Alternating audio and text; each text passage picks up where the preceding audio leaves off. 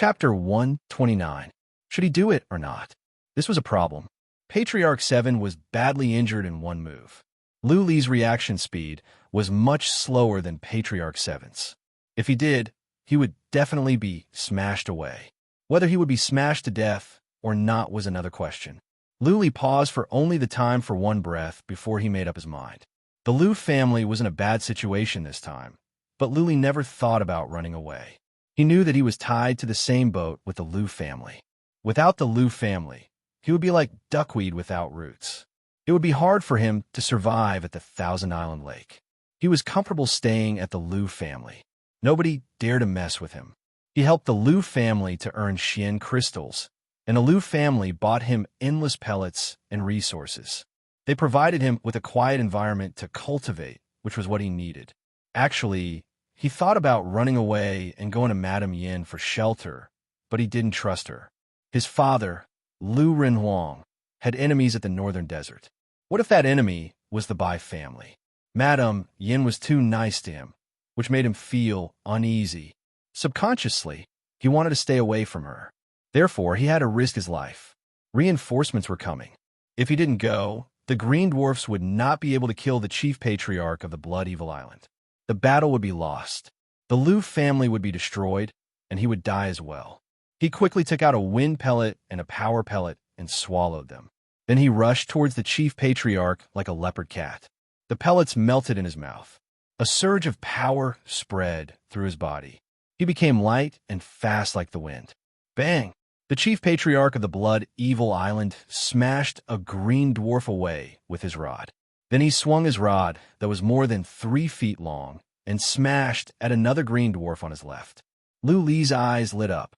He sped up and smashed at the back of the chief patriarch's head with his mighty heaven halberd.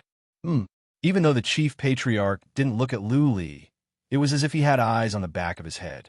He moved sideways for some distance and continued to smash at the green dwarf with his iron rod. The green dwarf was smashed away easily. The chief patriarch's iron rod didn't stop for a moment. It moved in an arc like a willow twig and smashed at Lu Li. His reaction is so fast. Lu Li thought that he could hit the chief patriarch with his halberd, but the chief patriarch dodged it easily. The chief patriarch's iron rod swept across. It was so fast that Lu Li had no time to dodge. Seeing that he was about to be hit, Lu Li thought quickly. He was struggling with himself. At this moment, he had 2 choices. The first was to use his halberd to block. The second was to ignore the Great Elder's iron rod and use his halberd to attack the Great Elder. Let's fight. Lu Li did not know how powerful a warrior at the middle stage of the Soul Pond realm was.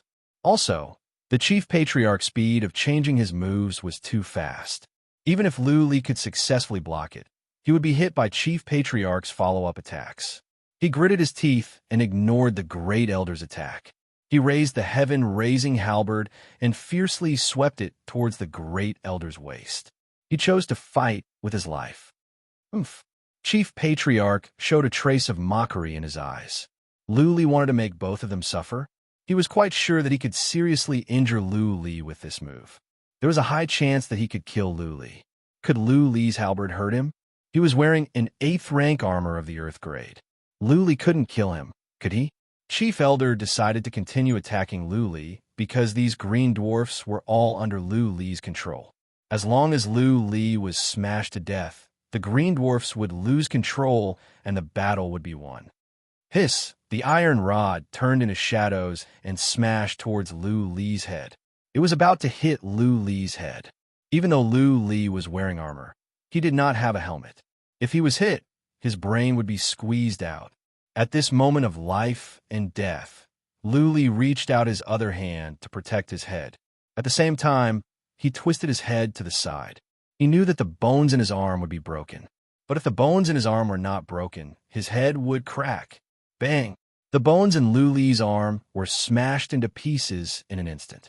His arm was covered in blood. The huge iron rod smashed down along with the momentum, but Lu Li took the chance to move his head away. The iron rod landed on his left shoulder. The collarbone of his left shoulder was broken. However, Lu Li's halberd also landed on the waist of the chief patriarch of the Blood Evil Island. The horrifying strength passed through. There was a trace of shock and pain in the chief patriarch's eyes. He was smashed away. He never expected that Lu Li's strength could be so great. Boom! Both Lu Li and Chief Patriarch were smashed away. The difference was that Lu Li's arm and the collarbone of his left shoulder were broken, while Chief Patriarch was only smashed away. His spine was cracked, and his internal organs were injured. Good! A shout came from the distance. Patriarch 7, half of his body covered in blood, rushed over like a ferocious tiger. He swung his long sword and stabbed at Chief Patriarch, who was on the ground. At the same time, several green dwarfs rushed towards Chief Patriarch like lightning. Bang! Even though Chief Patriarch was injured and still on the ground, he was still brave. He swung his iron rod and smashed at Patriarch 7, who was in midair. Patriarch 7 was smashed away again. However, the 7th elder had achieved his goal this time. The 4 green dwarfs swarmed over, and 3 of the green dwarf sharp claws all grabbed the 1st elder. One of the claws grabbed his arm, and the other 2 grabbed his thigh. Chief Patriarch's armor could only protect his upper body. His arms and thighs were not protected. How sharp were the claws of the green dwarfs? One of Chief Patriarch's arms and legs was destroyed, and his bones were broken. Poof! Patriarch 7 was smashed away and spat out some blood. He crawled up and was overjoyed to see Chief Patriarch of the Blood Evil Island rolling on the ground because of the pain. He spat out some blood and laughed. Lu Li, well done. Are you okay? Lu Li was smashed away as well. Half of his body was covered in blood, and he could not feel his left arm. Due to the pain, the muscles on his face were twisted. However, seeing Chief Patriarch rolling on the ground, Lu Li managed to put on a smile and shouted, "Don't attack this old man. Go and kill the other 2. Chief Patriarch's legs were broken, so he was no longer a threat. As long as Xueqiu and Patriarch 4 were killed, the Lu family still had hope of winning. The 4 green dwarfs were all injured. One of them even had its leg broken. Hearing Lu Li's order, they rushed towards Xueqiu and the others without any hesitation. Xueqiu and Patriarch 4 secretly complained. Patriarch 9 and the others were already under more pressure. Now that the 4 green dwarfs were here, their situation was even more worrisome. Swish, swish, swish. However, in the next second, teams of people rushed over from the distance. Xueqiu and Patriarch 4's eyes glowed. Reinforcements had finally arrived. On the road leading to the island, hundreds of people swarmed over. Clearly, they were from 3 forces.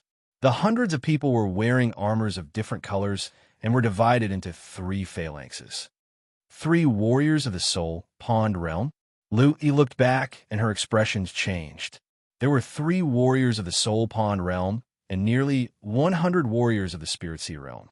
How could the Lu family fight against them with such a small number of people? One of the 3 teams wore blue armors, 1 black armors, and 1 purple armors. The 3 leaders of the Soul Pond Realm glanced over the situation on the field. They were all surprised. They all knew that the Blood Evil Island was at war with a second-rank family, the Lu family. But they didn't expect that the battle would be so tragic.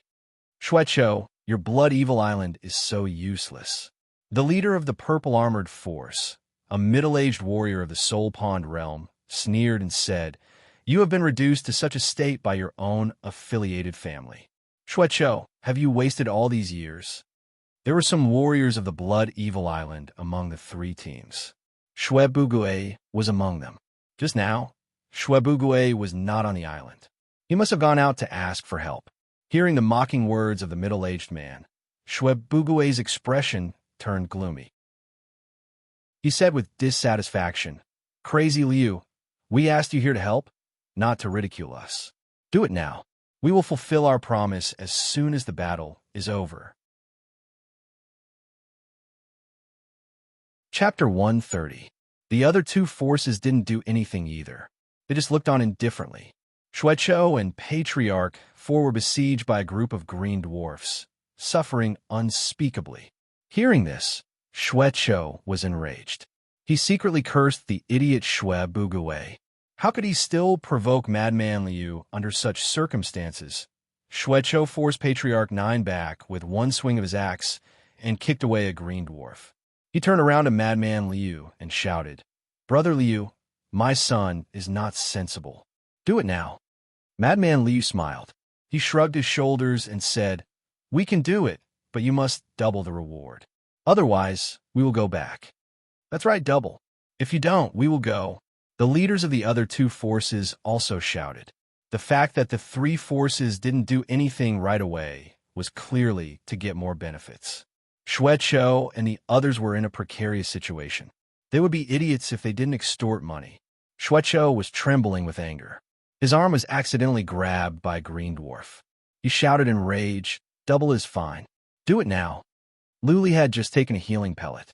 He thought of something and said, "My friends, if you help us, we will give you 3 times the reward that Xueqiu is offering."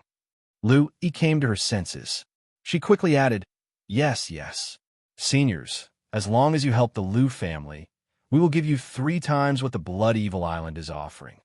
Xueqiu, Xue, Bugue, and the others were so angry that they almost spat out blood. On the other hand, Madman Liu and the others were overjoyed. Madman Liu laughed and said, "Xueqiu, did you hear that? Someone offered a high price. Who do you think we are helping?" Xueqiu suppressed his anger and shouted, "3 times it is. We will offer 3 times. Do it now." "Okay, do it." Madman Liu waved his hand. Teams of purple-armored warriors rushed out. The other two forces also made their moves. 3 warriors of the Soul Pond realm rushed towards Lu Li like a gust of wind. They wanted to help kill the green dwarfs. 10 times, Lu Li shouted. He managed to stand up and shouted while clenching his teeth, "Lords, we will offer 10 times the reward. Help us kill Xueqiu." Hiss! What responded to Lu Li was a ray of sword light. Madman Liu's sword light shot out from his sword and hit Lu Li's chest. Bang! Lu Li's earth-grade armor cracked layer by layer. His chest was badly mutilated, and he was smashed away for dozens of feet. Madman Liu flew over and sneered. "Do you take us for fools? Can a small second-rank family like you afford 10 times the reward? Besides, are we the kind of people who forsake morality at the sight of profit?" "It's over," Lu Li murmured in despair. With the help of 3 warriors of the Soul Pond realm, 2 green dwarfs were killed in an instant. The situation was irreversible. At this moment, all the warriors of the Lu family looked desperate. The 3 forces obviously didn't believe them. Even if they offered 100 times the reward, the 3 parties wouldn't even consider it. Today, no one from the Lu clan would be able to escape. He still hasn't used his bloodline divine skill. Up in the sky, Madame Yin was surprised. She murmured, "Is Lu Li not a disciple of the Lu family? Otherwise, why hasn't he used the mystic armor divine skill?" When a man was forced to a dead end, he would not hide his power. If Lu Li had the King Kong bloodline of the Lu family, he would have released it now. Chief Steward Bai frowned and asked, "Madam, could it be that Lu Li failed to awaken his bloodline?" "Not every disciple of the Lu family can awaken the King Kong bloodline."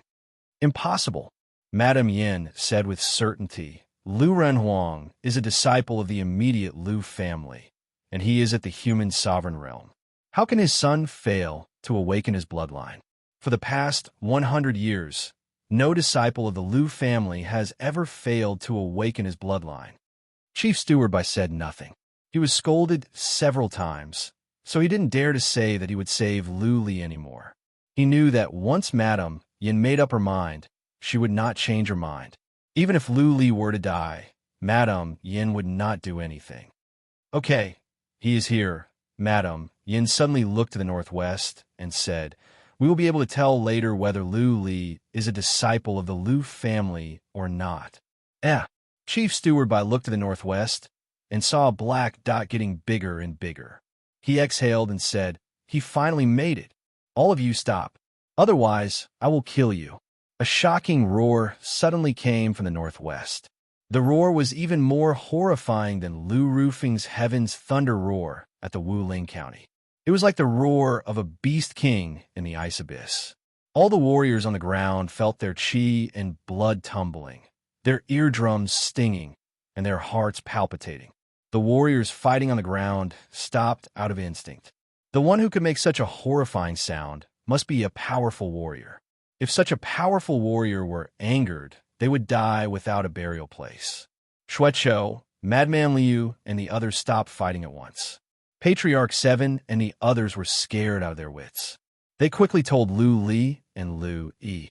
Lu Li and Lu Yi controlled the green dwarfs to stop at once. Everyone looked to the northwest in fear, but all they could see was a black. Even though that man was still more than 30 miles away, a surge of chi and energy that made everyone feel suffocated spread over. It was as if the sky was going to collapse. What is going on? Lu Li and the others blinked their eyes. Shuecho and the others were also on tenterhooks. Who is it? Why would such a powerful warrior interfere in the dispute between forces of their level? It was getting closer, getting closer. The black dot in the northwest was getting bigger and bigger. Warriors of the Soul Pond realm had good eyesight, so they could vaguely see the man. Shuecho and the others took a closer look and said in surprise, "It is him? What's he doing here?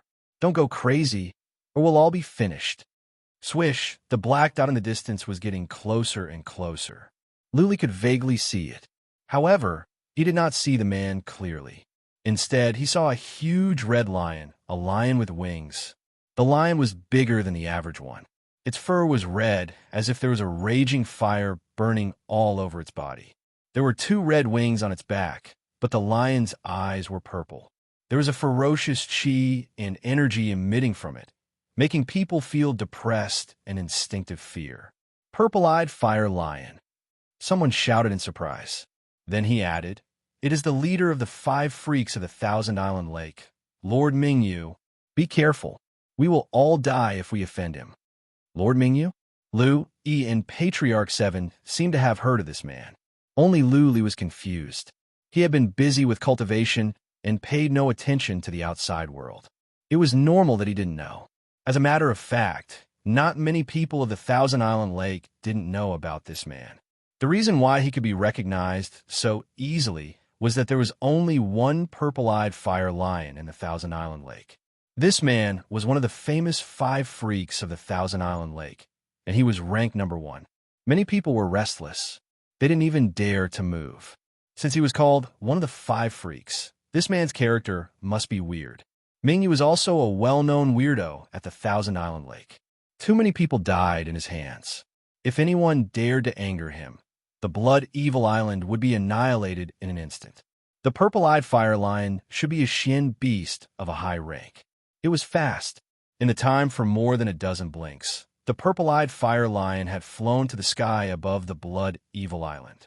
Everyone's eyes were fixed on a cold-looking man standing on the back of the purple-eyed fire lion.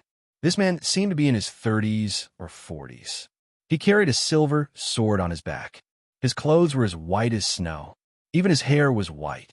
His face was handsome, but his expression was cold, giving people a feeling of coldness. He looked up to the sky as if he could feel the presence of Madame Yin and Chief Steward by. However, he looked away after just one look. Then he jumped down from the sky and landed in front of the Blood Evil Fortress in an instant. Then, under the shocked gazes of many people, he got down on one knee to Lu Li, who was about 10 feet in front of him. He bowed and said in a deep voice, "Mingyu, please forgive me for being late." Chapter 131.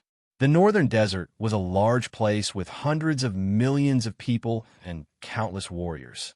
However, almost all the warriors at the Northern Desert were attached to some families or forces to cultivate. Without a family or force, there would be no resources.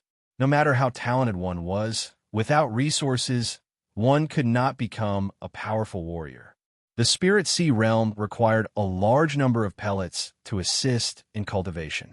The Soul Pond realm required numerous soul-related elixirs. The Fate Wheel realm required countless mystical materials. Otherwise, one could not build a Fate Wheel. Without the support of a family or force, how could one obtain so many resources on his own? Even if one were to go to the great wilderness every day and risk his life to explore small worlds, how many mystical materials and treasures could he get? What was more, a warrior would be running around for mystical materials and treasures, thinking about earning Xian crystals. How could he have time to cultivate? How could he become a powerful warrior? Therefore, almost all the powerful warriors at the northern desert came from big families or forces. Few could become powerful warriors by themselves. Mingyu was an exception. The 5 freaks of the Thousand Island Lake were all lone warriors. They never joined any family or force. They didn't build their own families or forces. They traveled alone and relied on themselves. What was more, they all became powerful warriors. Mingyu was famous at the Thousand Island Lake. He was the leader of the 5 freaks. He was powerful, cruel, and eccentric. He was neither good nor evil. More importantly, Mingyu was the only one who refused the Bai family's invitation and survived. There was once an incident that shocked the entire Thousand Island Lake. Mingyu refused a lady of the Bai family in public, which led to the lady's suicide out of grief and indignation. This incident was already shocking enough. What was more, the Bai family didn't send out any powerful warriors to kill Mingyu. The reaction was even bigger. Mingyu's name was spread across the Thousand Island Lake. At this moment, the famous weirdo of the Thousand Island Lake was kneeling to a warrior of the Lu family and calling him young master. What did young master mean? It meant that Lu Li's father was Mingyu's master, and Mingyu was Lu Li's servant. How could people not be shocked? How could they not be shocked? Xueqiu and the others were dumbfounded. Madman Liu and the others were twitching their mouths. Lu Yi, Patriarch 7 and Patriarch 9 stared with their eyes wide open. Even Lu Yi, who had known Lu Li for a long time, found it ridiculous, let alone Xueqiu and the others. Lu Yi knew Lu Li's information very well. He grew up in the Dilong tribe. His parents were missing and his grandpa died a tragic death. He was bullied and humiliated in the tribe. He was just an average citizen of a small tribe. Now, a very powerful warrior was calling Lu Li his young master. Didn't that mean that Lu Li had a very strong background? If Lu Li had a powerful background, would he have been bullied in the Dilong tribe for more than a decade? Lu Li was also a bit confused. However, he did not find it unacceptable because his father was Lu Renhuang, a cultivator at the Renhuang Plain. Wasn't it normal for a Renhuang realm cultivator to have several servants? No matter what the situation was, Lu Li reacted quickly. Since there was a free fighter, he would be an idiot if he didn't use it. He immediately shouted, "You came just in time. Kill all the warriors of the Blood Evil Island for me." Whoosh, whoosh, whoosh, many people's faces turned as pale as paper. Xueqiu's lips trembled. He said in a trembling voice, "Lord Mingyu, are you mistaken? How? How can he be your young master?" Xueqiu didn't get to finish his words because Mingyu stood up and looked at him coldly. At that moment, Xueqiu felt he was being stared at by a Xian beast of the 5th or 6th rank. He felt cold and numb. He didn't dare to move a bit. Mingyu glanced to Madman Lu and the others and said coldly, "You are not from the Blood Evil Island. Get out." Whoosh, Madman Lu and the others rushed out of the island like frightened rabbits without any hesitation. They didn't stop for even 1 second. Cold sweat ran down their backs and foreheads. They felt lucky that Mingyu had come early. Otherwise, if they killed Lu Li, all 3 forces would be doomed. Xueqiu and the others were stunned. Xueqiu and Patriarch 4 looked at each other and dropped to their knees. Xueqiu said to Lu Li eagerly, "Young man, no. Lord, we have eyes but fail to see. We are wrong. Please spare our lives.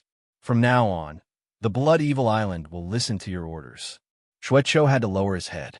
He didn't even want to fight with Mingyu. Mingyu was ranked 9th on the warlord list of the Thousand Island Lake. He was a powerful warrior of the Eternal Realm. Lu Li shouted without any hesitation, "Kill them." Clank, clank, Mingyu unsheathed the long sword on his back. He swung it, and a crescent-shaped ray of sword light shot out. Xueqiu and Patriarch 4 didn't see it clearly before the ray of sword light hit their necks. 2 heads flew away, and they died on the spot. Whoosh, whoosh. Mingyu turned into a blur and rushed into the middle of the warriors of the Blood Evil Island. No one could see him clearly.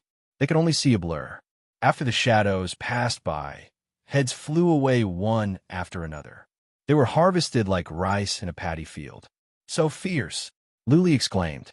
Because he had touched his wound by talking, he was trembling in pain. Cold air came out his mouth. Luli glanced over and walked over in a hurry to feed him a healing pellet. She thought about it and whispered to Luli, "Luli, I feel that some powerful warriors are checking us with psychic power." More powerful warriors? Luli frowned. He asked in a low voice, "Which realm?" "I don't know." Luli explained, "Those that can send out psychic power are at least of the eternal realm." Luli understood and said nothing more. He stared at Mingyu, who was still collecting heads. Many thoughts flashed through his mind as he tried to come up with all kinds of possibilities. Whoosh! In the time for half an incense stick to burn, Mingyu appeared in front of Luli in a shadow. He said coldly, "Young master, all the warriors of the Blood Evil Island have been killed." Luli was still deep in his thoughts when he was alerted. He looked around and gasped out of instinct. He looked to Patriarch 7 and Patriarch 9 and saw that they were all frightened. They were looking at Mingyu as if he was a demon. Nearly 1,000 people. There were at least 1,000 warriors of the Blood Evil Island left, but they were all killed by Mingyu in the time for half an incense stick to burn. None of them could move. They could only watch as they were killed. Most importantly, nearly 1,000 heads had been chopped off. Some heads were rolling on the ground, their eyes wide open. Nearly 1,000 headless bodies were lying on the ground. Many of them were still spilling out blood. Even Patriarch 7 and the others who were used to killing found it hard to accept. The 5 freaks of the Thousand Island Lake were strange indeed. They only chopped off heads and didn't leave the bodies intact. This is a murderous demon. Luli moved closer to Luli in fear. Luli didn't mind. What mattered was how they died. Did it matter if their bodies were intact or not? He was the one who gave the order to kill the warriors of the Blood Evil Island. "Young master." Seeing that Luli didn't say anything, Mingyu asked again, "Who else do we need to kill? Do we need to kill all the 3 groups?" Swish, swish, swish. Many people looked at Luli. At that moment, in the eyes of Patriarch 7 and the others, Luli had become the king of hell. When he threw out the king of hell's order, many heads would fall to the ground. Luli raised his other hand, touched his nose embarrassedly, looked at Mingyu, and said something that almost made the Lu family people vomit blood. "What?" "Lord Mingyu, I just gave the order casually. I don't know you, and I am not your young master. My father is only at the Spirit Sea realm. How can he be your master? P.S. That's it. Good night, everyone." Chapter 132. When Mingyu arrived, he knelt to Luli and said, "Greetings, young master." Luli accepted it calmly and then said, "You're just in time. Kill all the warriors of the Blood Evil Island." At that moment, everyone thought that Luli really was Mingyu's young master. Luli must have a powerful background. Otherwise, how could he give the order to Mingyu to kill so calmly? Now that the warriors were killed, Luli said that he was not Mingyu's young master, that the order was just a random one. How could they not be speechless and feel ridiculous? After the absurdity, everyone felt chills running down their spines. If Luli was not Mingyu's young master, then Mingyu would feel that he was being deceived and used. Then the ending that awaited them would be miserable. Mingyu was stunned as well. After some thoughts, he waved his hand and said, "Everyone, get out of the island." "Yes, Lord. Everyone get out." Patriarch 7 and the others acted as if they had heard the Buddha's voice. They quickly asked their disciples to carry the injured and help them walk out of the island. Luli looked at Luli with concern. Luli threw some tokens to Luli and asked her to take the green dwarfs away. Luli put on a brave face as if he was ready to face the wrath of Mingyu. In the time for 2 incense sticks to burn, all the warriors of the Lu family had left. There were still some people in the Blood Evil Fortress, but who dared to come with Mingyu here? Mingyu looked around. After making sure that nobody was around, he squeezed out a smile and said, "Young master, don't lie to me. I have looked into your information. Your father is Lu Renwang. I owe him a lot, and I have sworn to follow him. There are no outsiders now. Don't worry. I will not leak any information. Lu Li was confused. He nodded and said, My father is indeed Lu Renwang, but my sister said that he was only at the Spirit Sea realm.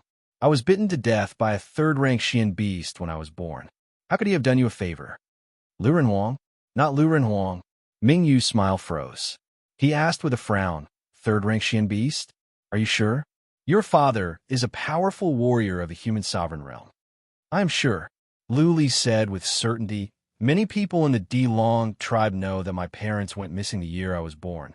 My grandpa told my sister that my parents were bitten to death by a powerful third-rank Xian beast. Grandfather brought the experts of the tribe to take revenge, but they were all killed by the dark beasts. You can ask the people of the Dilong tribe about this. Lu Li's words were half true and half false. He told a big lie. Lu Renwang became Lu Renwang, and the human sovereign realm became the Spirit Sea realm. Lu Renwang didn't die, but Lu Li said he was bitten to death by Xian beasts. All of this was because of Lu Yi's words. Lu Yi said that there was an expert hiding in the vicinity. This caused him to be extremely vigilant.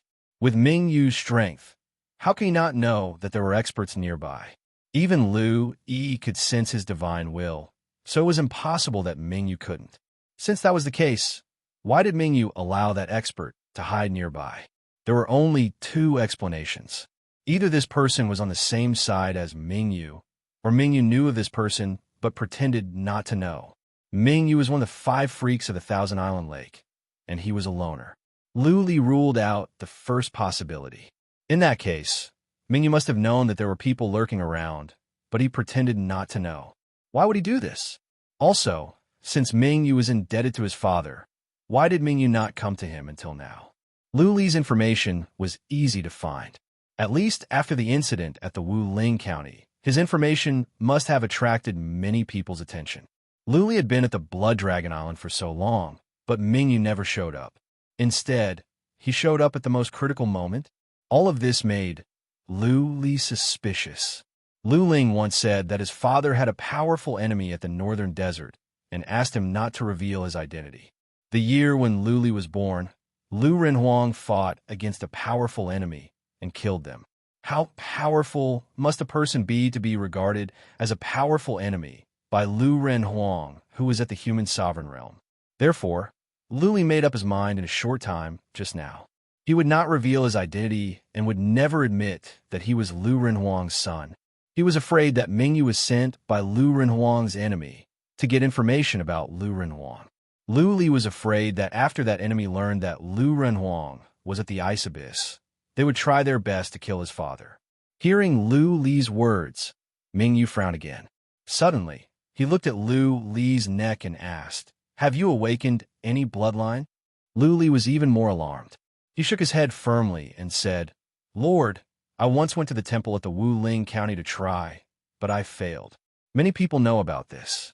Also, I don't have a bloodline mark. You should know that at my realm, I cannot hide it." Lu Li's lie was flawless. He really didn't have a bloodline mark on his neck. At his realm, he couldn't hide it in his body. It is impossible. How can a disciple of the Lu family fail to awaken his bloodline? Ming Yu murmured. He suddenly remembered something. A ring on his hand glowed, and a jade talisman appeared in his hand like a magic trick. He handed the jade talisman to Lu Li and said, "This is a jade talisman given to me by my benefactor. There is a trace of his bloodline in it. If you are the son of my benefactor, your bloodline will resonate and it will glow. Try pouring Xian energy into it." Buzzing on the golden chariot in midair, Madame Yin and Chief Steward Bai's eyes glowed. They had come all the way here just to confirm Lu Li's identity. Now that Ming Yu took out a jade talisman of Lu Renhuang, the answer would be revealed. Lu Li saw a Lu character written in bold calligraphy on the jade talisman. It was exactly the same as the one Lu Ling took out years ago. Lu Li's mind was in turmoil. He thought quickly and was struggling with himself whether he should take the jade talisman or not. In the end, he took over the jade talisman with his teeth clenched. He poured Xian energy into the jade talisman. He thought to himself that if the jade talisman glowed and Mingyu asked about Lu Renhuang's whereabouts, Lu Li would never admit it. The worst that could happen was death. Something strange happened. Lu Li poured Xian energy into the jade talisman, but it didn't glow. It didn't even change. Both Lu Li and Ming Yu were surprised as they stared at the jade talisman. Then Ming Yu said again, unwilling to give up, "Try again." Lu Li put his mind at ease. Xian energy surged out, but the jade talisman still showed no reaction. Ming Yu grabbed the jade talisman and looked it over carefully. Then he stared at Lu Li's neck indifferently. He shook his head with sadness in his eyes and said, "So, it is just a coincidence." Alas, with that said, Ming Yu turned around and kicked on the ground with one leg. He flew up to the sky and stood on the back of the huge, purple-eyed fire lion. The lion turned into a streak of red light and shot off into the distance, disappearing in the blink of an eye. It is not? In midair, Madame Yan's eyes dimmed down. Chief Steward pouted and murmured, "What a waste of effort. Let's go." Madame Yan waved her hand. The golden chariot flew away quietly. Ever since Ming Yu left, Madame Yan never looked at Lu Li again. Neither did Chief Steward Bai. How come it didn't glow? Lu Li, on the ground, was confused. His mind was occupied with this question. Was there something wrong with the jade talisman? Or was it that he was not Lu Renhuang's son?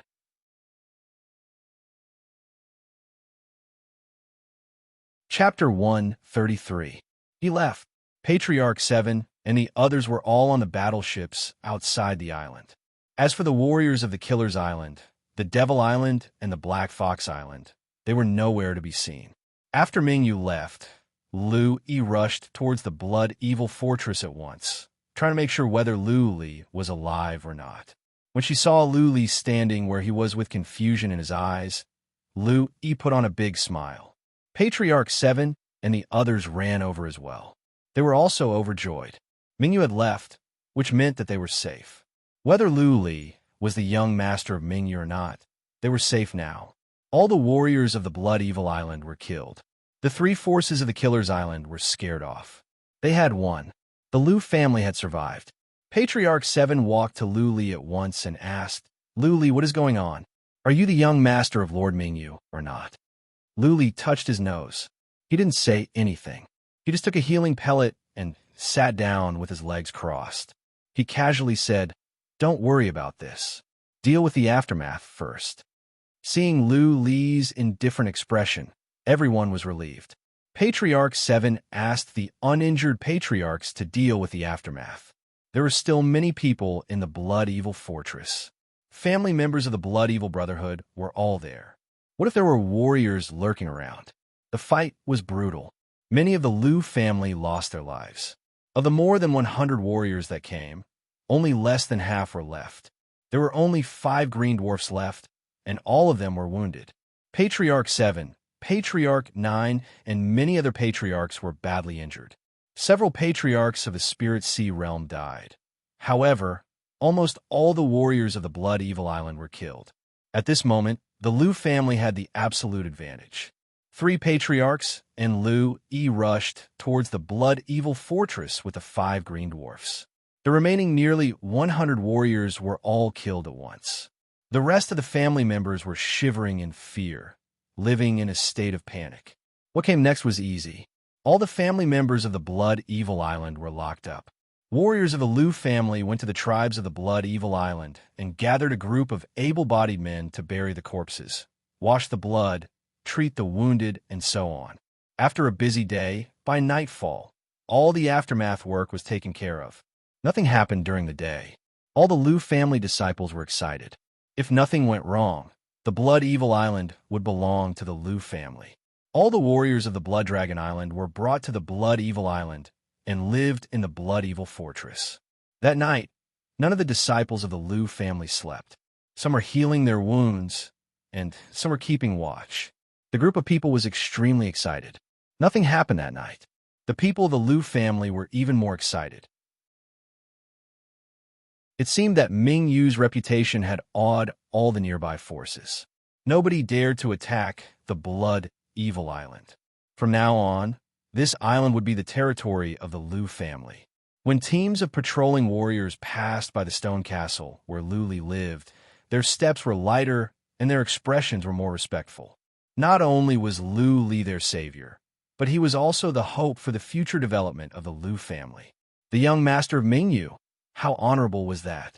The next day, the seventh elder and the others recuperated for a while.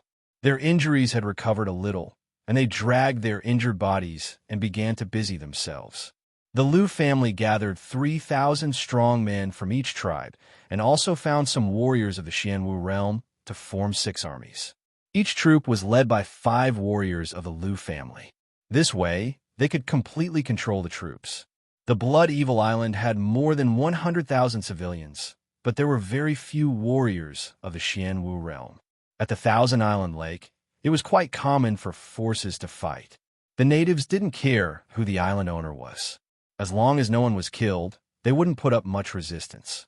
They would cooperate and obey orders. With the 3,000 people, it was more convenient to do things. The Lu family could spare some men to occupy more than a dozen small islands nearby and completely rule the Blood Evil Island. Those small islands were all affiliated to the Blood Evil Island. There weren't many powerful warriors. Patriarch 7 took several green dwarfs with him. At the same time, he raised the head of Shuechou. All of them surrendered. 2 of the islands belonged to the branches of the Shui family. They were easily killed by the green dwarfs. In just one day, the Blood Evil Island had a new owner. The Blood Evil Island had become the territory of the Lu family. As long as the nearby forces didn't attack and the God-Down Island recognized the status of the Lu family, everything would be perfect. Lu Li was still healing. He shut himself in the stone castle alone. 2 days had passed, but he still couldn't figure out many questions. For example, why didn't the jade talisman glow? Mingyu had determined that he was not the son of Lu Renhuang. Why didn't he kill him? Also, how did Mingyu know that he was at the Blood Evil Island? Who was the expert lurking in the vicinity? There were too many questions he couldn't figure out.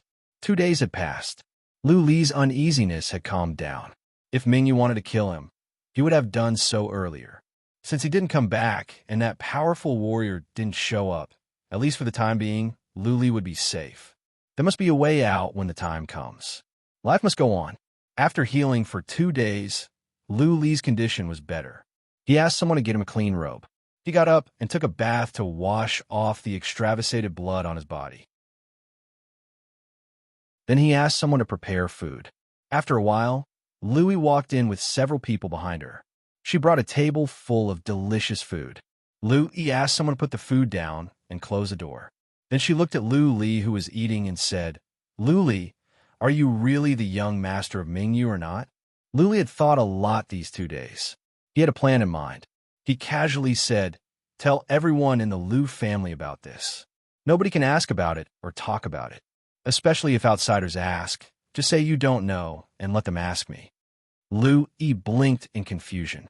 Seeing that Lu Li didn't look at her or say anything, she nodded and said, "Okay, I will go out and tell everyone." Lu Li went out and told Patriarch 7 and the others. Patriarch 7's eyes lit up. Lu Li didn't want to talk about it. Did it mean that there was something hidden? Did it mean that Lu Li really had something to do with Mingyu? Otherwise, why did Mingyu kill him? Once this was confirmed, the patriarchs of the Lu family were overjoyed. With Mingyu's reputation, who dared to offend the Lu family? Who dared to attack the Blood Evil Island? Report. While everyone was still immersed in joy, a panicked voice came from outside. A scout of the Lu family rushed in and said in terror, "Patriarchs, there are 3 ships coming from the south." Patriarch Lu said, "There is a warrior of the Soul Pond realm on each ship. It is very likely that they are from the Killer's Island, the Devil Island, and the Black Fox Island." When Patriarch 7 and the others heard the news, their faces turned pale. Patriarch 7 thought about it and said while clenching his teeth, "Bring everyone and the green dwarfs with you. Let's go to the dock and have a look." Lu Li hurriedly walked towards Lu Li's stone fort. When Lu Li learned the news, he waved his hand and asked Lu Li to go to the dock by herself. He also told Lu Li that if anyone wanted to see him, she would not see them. Just say that he was healing and that Lu E, and the others could deal with it themselves. He also told them not to divulge the conversation between Lu Li and Mingyu. Lu Yi walked out, not really understanding. She went to the dock with Patriarch 7 and the others. There were 3 battleships in front of the dock. They approached slowly and stopped when they were more than 1,000 feet away from the dock. A warrior of the Spirit Sea realm flew over, landed on the dock, and said with a smile, "Greetings, everyone. The 3 island owners of the Killer's Island, the Ghost Fox Island, and the Devil Island want to see island owner Lu. Please explain the misunderstanding that happened and apologize." Lu Yi's eyes lit up. She understood what Lu Li meant at once. Patriarch 7 and Patriarch 9 looked at each other.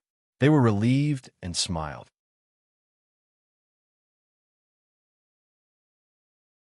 Chapter 134. Island Owner Lu. The disciples of the Lu family were confused. When did Lu Li become the island owner? Shouldn't the family patriarch Lu Yi be the island owner? Patriarch 7 reacted quickly. Without hesitation, he waved his hand and said, "Someone, go and tell island owner Lu that the island owners of the Killer's Island, the Devil Island, and the Black Fox Island are here to see him." Lu Li was a signboard. No matter what the relationship between him and Mingyu was, at least the outside world would think that he was the young master of Mingyu. If Patriarch 7 didn't know how to make use of this identity, he would have lived his life in vain. Patriarch 7 knew Lu Li's character. He never liked to fight for power or get involved in the business of the Lu family. Even if Lu Li was the island owner, he wouldn't care about anything. Patriarch 9 and the others came to their senses. Patriarch 7 winked at Patriarch 9. The other patriarchs started to send messages secretly, telling them that no information about Lu Li could be leaked. Otherwise, they would be killed. As long as the Lu family didn't leak the information, the outside world would think that Lu Li was the young master of Mingyu.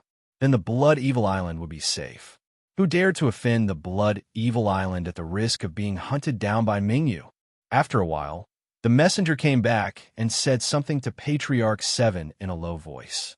Patriarch 7 looked at the messengers of the 3 islands indifferently and said, "Our island owner Lu said that he is treating his wounds and will not see any guests. He will remember the kindness of the 3 islands. In the future, he will go to the 3 islands to thank you handsomely." The messenger's face turned pale. He cupped his fists and reported Lu Li's words. On the 3 battleships, the island owners of the 3 islands were all frightened. Treating his wounds? That day, Madman Liu had smashed Lu Li, almost killing him. Kindness? Reward? Clearly, he was being sarcastic. The 3 island owners gathered together and had a discussion. Then they sent several messengers to the dock with 6 boxes of treasures. They said some nice words and left the treasures, saying that they were some medicines for Lu Li to treat his wounds. The messengers also said that after the 3 island owners went back, they would find the rest of the elixirs and send them to the Blood Evil Island so that Lu Li could recover. After Patriarch 7 heard the words of the messenger, he reluctantly asked someone to accept the gifts. He casually said some words, indicating that he would convey their words to Lu Li. As for what Lu Li would think, Patriarch 7 did not know. The messengers went back. The 3 island owners were relieved. At least the Blood Evil Island accepted their gifts. There was still room for negotiation. The 3 island masters thought for a moment, then personally went to the dock to persuade the 7th elder and the others. Patriarch 7 reluctantly nodded and said that he would try his best to persuade Lu Li to let bygones be bygones and bury the hatchet. The 3 island masters returned with uneasy hearts. The 7th elder had people bring the 6 chests back to have a look, and all of them were green with envy. These 6 chests were filled with all kinds of precious elixirs and spiritual materials. There was even a chest filled with mysterious crystals. The treasures in the 6 boxes were worth at least 300,000 Xian crystals. Looking at the situation, the 3 island masters would even send gifts over. This was a free pickup. Patriarch 7 summoned all the patriarchs and Lu Yi for a meeting. They unanimously approved Lu Li to be the new island owner of the Blood Evil Island. When Lu Yi sent the news to Lu Li, he didn't say anything. Guest warrior or island owner meant the same to him. It was just a title. His status in the Lu family was high to begin with. Seeing Lu Yi's eyes, Lu Li didn't have the heart to turn her down. He nodded and agreed. However, he made it clear that he wouldn't care about anything at the Blood Evil Island. He was just a nominal leader. Lu Li's reply actually made Patriarch 7 and the others happier. What they wanted was for Lu Li to stay out of everything. If he were to meddle in everything, they would be unhappy. Without the threat from the outside, the remaining 6 patriarchs of the Lu family gathered together and began to discuss the future development of the Lu family. First of all, powerful warriors. The Lu family was in desperate need of powerful warriors to protect the Blood Evil Island. Even though Ming Yu's reputation was there, he had left. Lu Li didn't clearly state his relationship with Ming Yu. Therefore, the Lu family's strength must be enhanced immediately. To enhance their combat ability, the simplest and fastest way was to buy green dwarfs.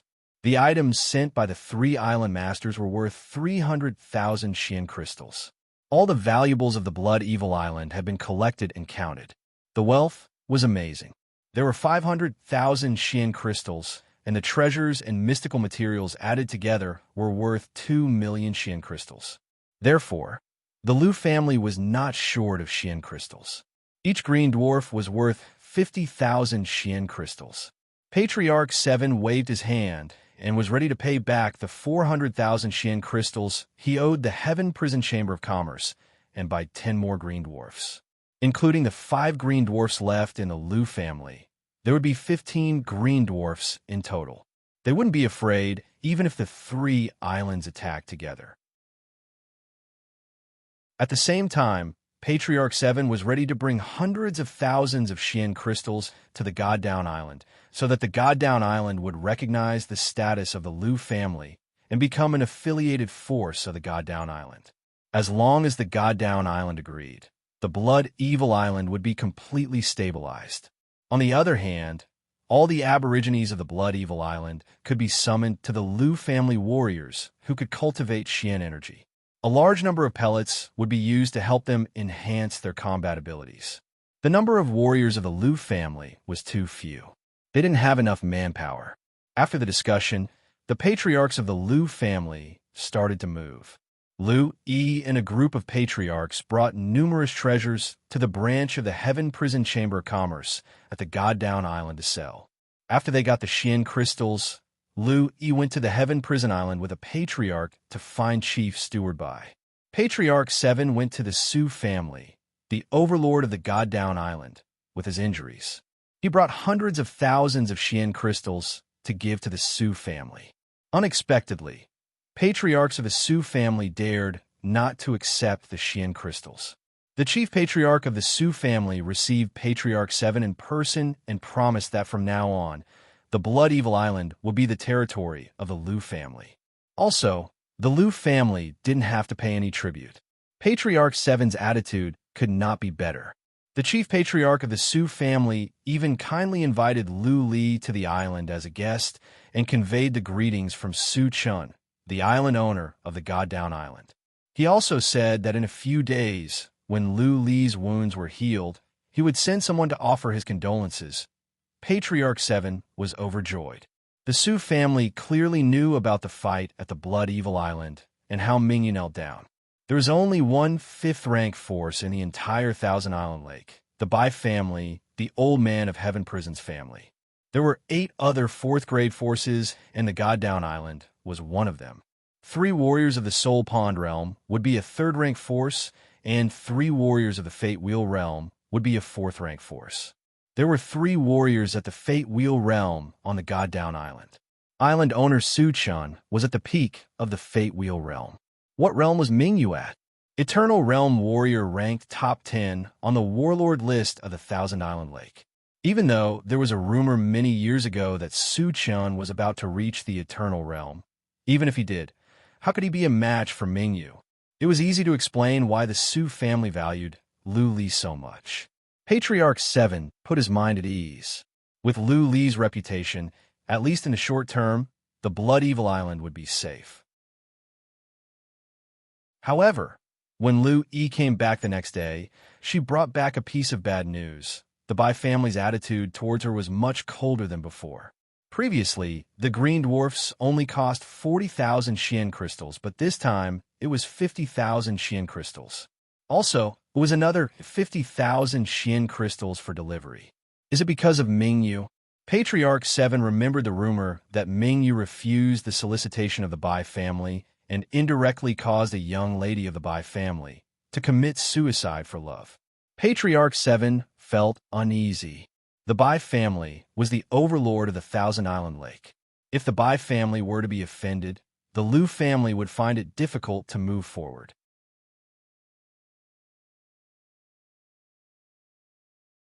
Chapter 135. When Lu Yi brought the news back to Lu Li, he could not figure out either. Madame Yin used to think highly of him and even wanted to cooperate with him. She gave him 400,000 Xian crystals on credit. Why did she suddenly change her attitude? It was impossible to guess what was on the mind of a big shot. Anyway, the Heaven Prison Chamber of Commerce was not going to go against a small blood-evil island on purpose. Lu Li decided to leave it alone after some thoughts. Patriarch 7 and the others worried for a while and then put the matter aside. The Bai family would not deal with a small Lu family. Anyway, the 10 green dwarfs had been bought. When the green dwarfs arrived, the blood-evil island would be completely safe. The threat of the God-Down Island was gone. The patriarchs of the Lu family were relieved. They started to plant blood caterpillar grasses on a large scale. This time, the Lu family was not afraid of being exposed. They circled out a large piece of land as an herbal field and built a huge blood pond. However, after the blood pond was built, a huge stone fort was built on top of it to hide the blood pond. Patriarch 7 and the others did not know that Lu Li relied on the animal tooth pendant. They thought he had some special prescription. Naturally, they did not want anyone to know about it. Therefore, they hid the blood pond under the stone fort. Lu Li was satisfied when he learned about it. He asked Patriarch 7 to build an attic on a dragon elephant mountain near the stone fort. He wanted to live by himself, just like he did at the Blood Dragon Island. For one thing, it would be quiet and Little White would have a place to play. Patriarch 7 was secretly overjoyed when he heard Lu Li's request. Lu Li was making it clear that he would not get involved in any internal affairs of the Blood Dragon Island. Lu Li was not sensible enough. The island owner of the Blood Evil Island was actually Patriarch 7. Patriarch 7 mobilized hundreds of people to build a luxurious castle for Lu Li on the Dragon Elephant Mountain. He also arranged for some maids, cooks, and escorts. Patriarch 7 even mobilized a green dwarf to protect Lu Li. Hundreds of people started the work. The construction was so fast. In just 3 days, a luxurious castle stood on the Dragon Elephant Mountain. Lu Li's wounds were almost healed. Patriarch 7 went to have a look and was very satisfied. However, he sent several escorts away, leaving only the green dwarf and 4 maids. The escorts of the Xianwu realm were pointless. They were an eyesore. Little White liked its new territory very much, because Dragon Elephant Mountain not only had bamboo rats, but also various small animals, which was enough for it to relieve its boredom. The Dragon Elephant Mountain was only the time it took for 3 incense sticks to burn away from the Blood Evil Fortress. The elixir field was at the foot of the mountain. Usually, no one would come to disturb this place, so it was very suitable for cultivation. Lu Li moved into the Dragon Elephant Mountain, ready to cultivate in closed-door cultivation. However, after cultivating for 3 days, Lu Yi came to inform him that there was a visitor. Lu Li walked out of the cultivation room. He knew that Lu Yi wouldn't bother him if it were someone else. He inquired for a while and learned that they were indeed big shots. The eldest young master of the God-Down Island, Su Yaoyang, and the 4th young mistress, Su Fangfei, had come to visit together. Several days ago, patriarchs of the God-Down Island said that they would send someone to visit Lu Li. Also, they had sent the most important young masters and young ladies of the family. Lu Li had shown enough respect. Of course, Lu Li had to meet them. He followed Lu Yi and several escorts to the Blood Evil Fortress. It took them the time for 3 incense sticks to burn to arrive. Lu Li walked towards the Might Hall the largest stone fortress in the fortress. As soon as he entered the Might Hall, Lu Li's attention was attracted by a handsome young master and a beautiful young lady next to him. The young master was in his early 20s with red lips and white teeth. He was as handsome as a young lady. He wore a silver jade robe with a golden belt on his waist, giving people a sense of elegance. The young lady was a bit younger, only 17 or 18 years old.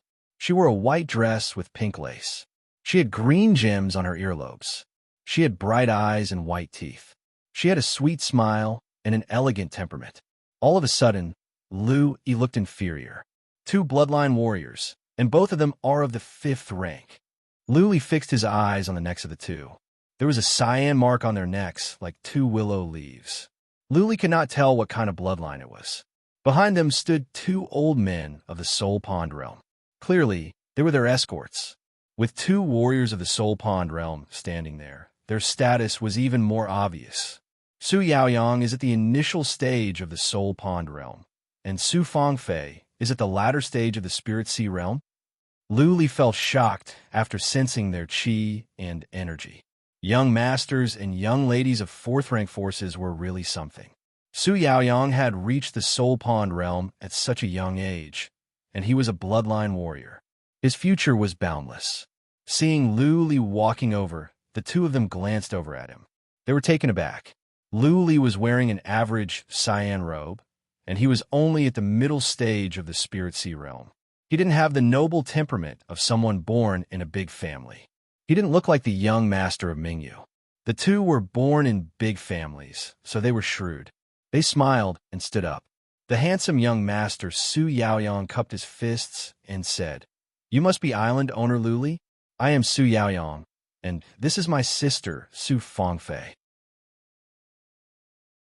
Su Fangfei nodded with a smile. Lu Li cupped his fists and said, "Greetings, young Master Su, Lady Su. Please forgive me for not going out to meet you." With that said, Lu Li went directly to the main seat. Su Yaoyang and Su Fangfei looked at each other, speechless. Before the guest sat down, Heath, the host, had already sat down. It seemed that he was not born in a big family, so he didn't know manners. What was more, the Blood Evil Island was an affiliated force of the God Down Island. No matter what, Su Yaoyang and Su Fangfei were Lu Li's masters in name. Before the master sat down, how could the servants sit down first? Patriarch 7, who was accompanying them, reacted quickly. He said with a smile, "Young Master Su, Lady Su, please sit down. Someone, bring out our best rain cloud leaves. Please have a taste." Su Yaoyang had good self-restraint. He didn't mind Lu Li's impoliteness too much. He said with a smile, "Island owner Lu, I heard that you were injured some time ago. We have received the news about the fight between you and the Blood Evil Island. But you are all affiliated forces of the God Down Island, so it is not appropriate for us to get involved. Please understand." Lu Li nodded and said, "We understand. Thank you, young Master Su. My wounds are almost healed. I was going to pay a visit to Island owner Su, but I have something to deal with on the island, so I was delayed. Young Master Su, please convey my apologies." Patriarch 7 nodded. This time, Lu Li's reply was not too bad. He knew how to say some polite words. Young Master Su nodded in response. For the first time, Su Fangfei spoke. Light flickered in her eyes. She asked a sharp question, "Island owner Lu, I heard that Lord Mingyu came that day and said that you are his young master. Is it true?" "Ha. Fangfei is a straightforward person. I'm curious about this. Island owner Lu, please don't take offense." As soon as Su Fangfei finished her words, Su Yaoyang's eyes glowed. The two elders of the Soul Pond realm, standing behind him, glanced over to Lu Li. Clearly, they were paying close attention. Lu Li grinned and said, "I can't say much about this. Lord Mingyu doesn't like me to talk about this. You can ask Lord Mingyu when you have the chance." Nice. Patriarch 7 and Lu Li secretly praised Lu Li for his good move. Asking Su Fangfei and the others to ask Mingyu? Even if they had the guts, they wouldn't have the chance. Mingyu was famous for being a lone ranger. Nobody knew where he lived. Even if they had the chance to meet him, not even Su Chun dared to ask, let alone them. A trace of disappointment appeared in Su Fangfei's eyes. Su Yaoyong and the two warriors of the Soul Pond realm were in deep thoughts. Lu Li's words gave them some inside information. It seemed that Lu Li and Mingyu must be related. But Lu Li called Lord Mingyu? Did that mean he was not the young master? Since Lu Li didn't want to say, they couldn't ask. Su Fangfei was still angry, so she said no more. Su Yaoyong and Lu Li exchanged some pleasantries and left. When they were walking out of the Might Hall, Su Yaoyong suddenly remembered something. He turned around and said, "Right, the 18th of next month is my father's birthday. Island owner Lu, if you have time, please go to the Goddown Island and have a drink. I will send you an invitation later." "Sure, I will," Lu Li promised. After Su Yaoyong and the others left, he frowned. It seemed that being an island owner was not easy. He had to entertain too many people. He didn't like to show his face in public and exchange pleasantries with a group of people.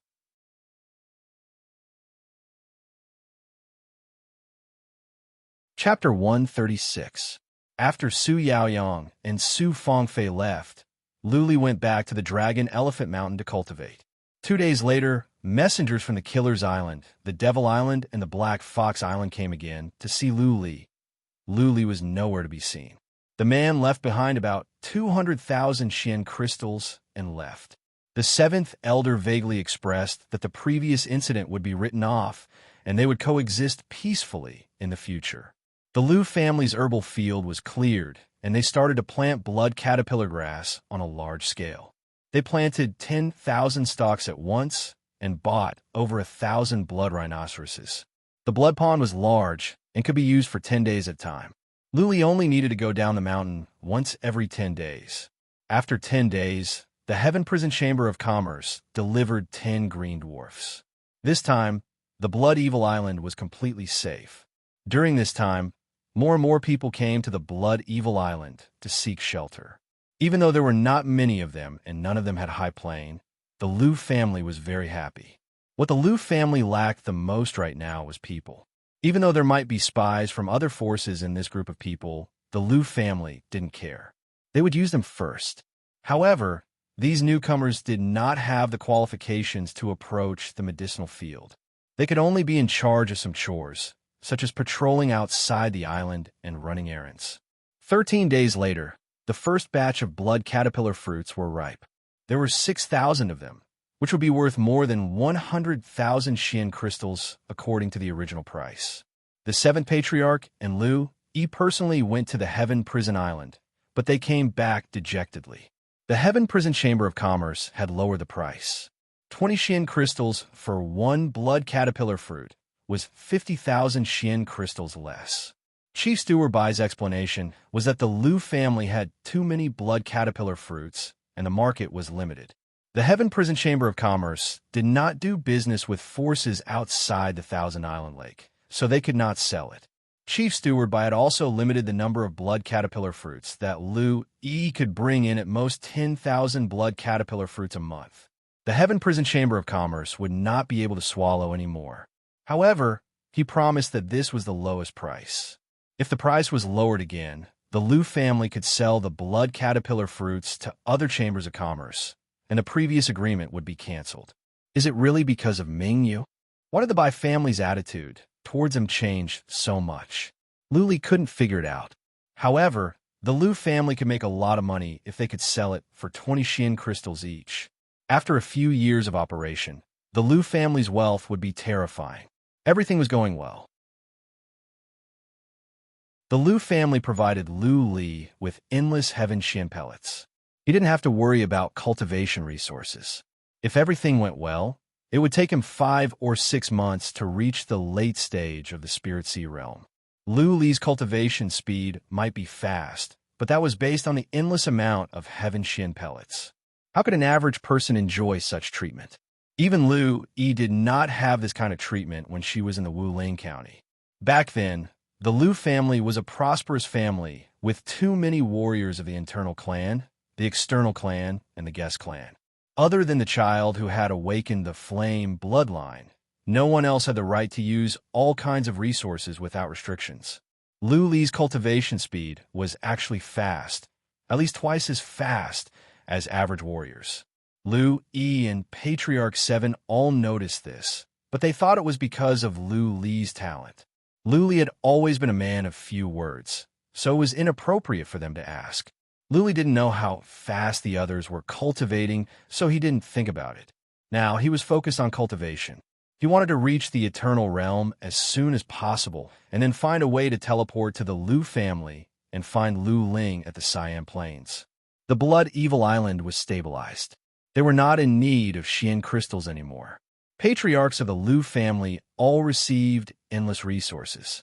Patriarchs at the initial stage and middle stage of the Spirit Sea realm began to cultivate desperately to reach the latter stage of the Spirit Sea realm.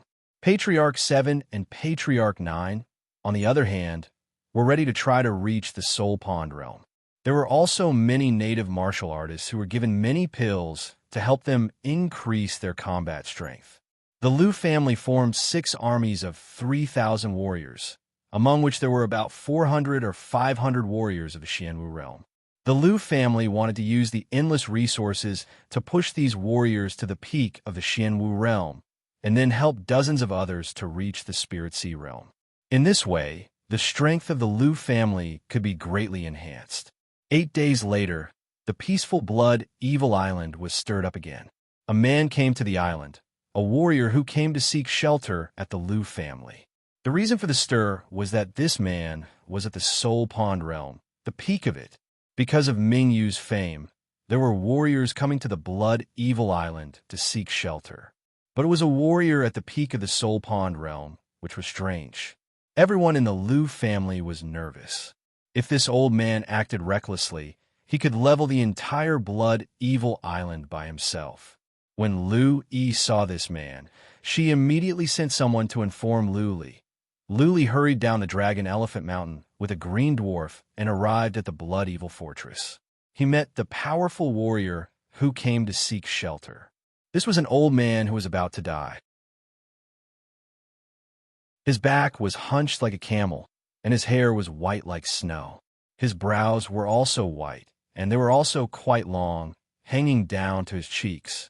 His withered tree, bark-like old face was full of arrogance and haughtiness.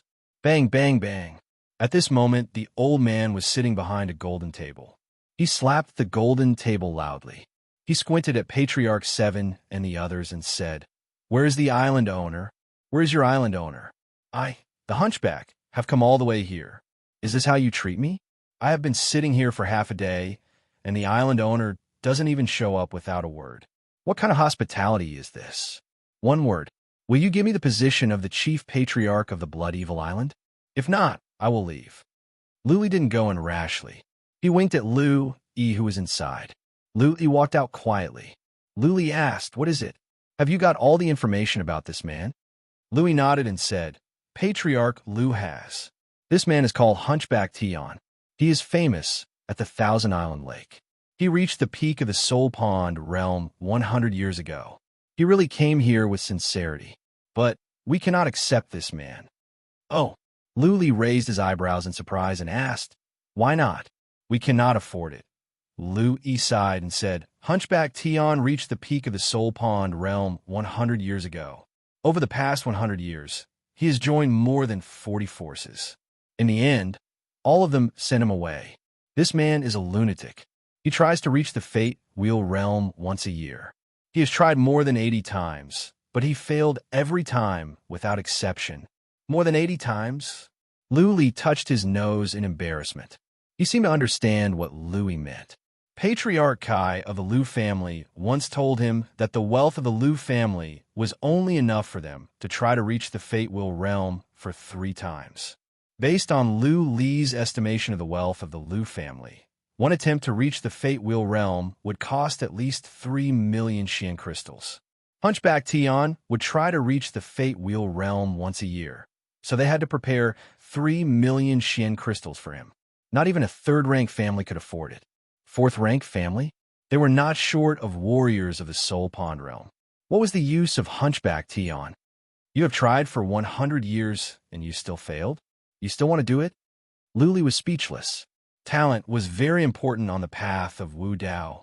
Now, that Hunchback Tian had tried more than 80 times and failed then he would never be able to reach the Fate Wheel realm in this lifetime. Hunchback Tian was really a Wu Dao addict. Luli felt relieved when he thought that as long as he could successfully make the Fate Wheel, he would have another 500 years of life. Hunchback Tian wouldn't have to die. Nobody wanted to die. Everybody wanted to have a try. Once they made the Fate Wheel, a new world would open up. Luli thought about it and asked, "How many Xian crystals can our family make in a year?" Louis thought about it and said, "If nothing goes wrong, we can make more than 2 million Xian crystals a year. But we're spending a lot now. It will be good if we can have a surplus of nearly 1 million Xian crystals a year." Luli sighed and said, "We really cannot afford it."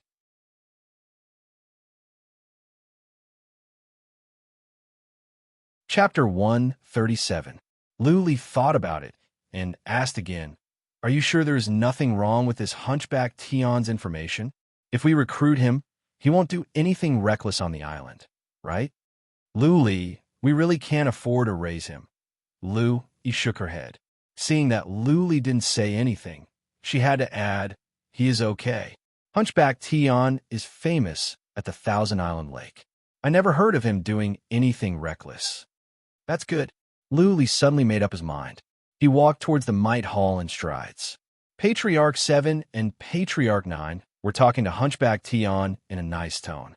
Seeing Luli come in, Hunchback Tian knew that Luli had asked Lu-Yi out to understand the situation. Hunchback Tian said with relief, "Senior Hunchback Tian, this is our island owner Luli. He has a good relationship with Lord Mingyu." Hunchback Tian released his powerful chi and energy as soon as he saw the man was here. The entire Might Hall became quite depressing. Hunchback Tian said with pride, "Island owner Lu, I have heard some stories about you. You are a promising young man. Lord Mingyu and I have met on several occasions. We are acquaintances." Luli glanced at Hunchback Tian lightly without saying anything. He walked directly to the main seat and drank some tea before he looked at Hunchback Tian and said, "You don't have to show your power. I know your situation very well. Do you want to talk? If you don't want to talk, see us out." Luli's tone surprised Patriarch 7 and the others. Luli's attitude was even more arrogant than Hunchback Tian's. Was he not afraid that Hunchback Tian would turn hostile? Hunchback Tian's expressions changed. His eyes became cold as he glared at Luli. Luli didn't show any weakness. He stared back at Hunchback Tian. Patriarch 7 and Patriarch 9 became nervous. They didn't dare to make any sound. After a while, Hunchback Tian suddenly restrained his horrifying chi and energy. He put on a kind smile like a kind grandpa. He grinned and said, "Island owner Lu, you really are a young hero. I admire you. I have come all the way here with sincerity. Island owner Lu, what do you want to talk about? I'm all ears." Looking at Hunchback Tian's wrinkled face and his flattering expression, Patriarch 7 and Patriarch 9 and Lu-Yi both rolled their eyes. Hunchback Tian was at the peak of the Soul Pond realm after all. Where was his dignity and pride as a powerful warrior? Luli looked better. He didn't say anything. He took another sip of tea and said leisurely, "If you want to join the Blood Evil Island, we can consider it. But you want to be the chief patriarch? No way. At best, you can be a deacon. You don't have the right to manage anything. You only have the responsibility to protect the Blood Evil Island." Island Lord, Patriarch 7 and the others were getting anxious, but Luli waved his hand to signal them not to say anything. He kept staring at Hunchback Tian, waiting for his reply. Hunchback Tian was enraged again. His eyes were even bigger than a cow's.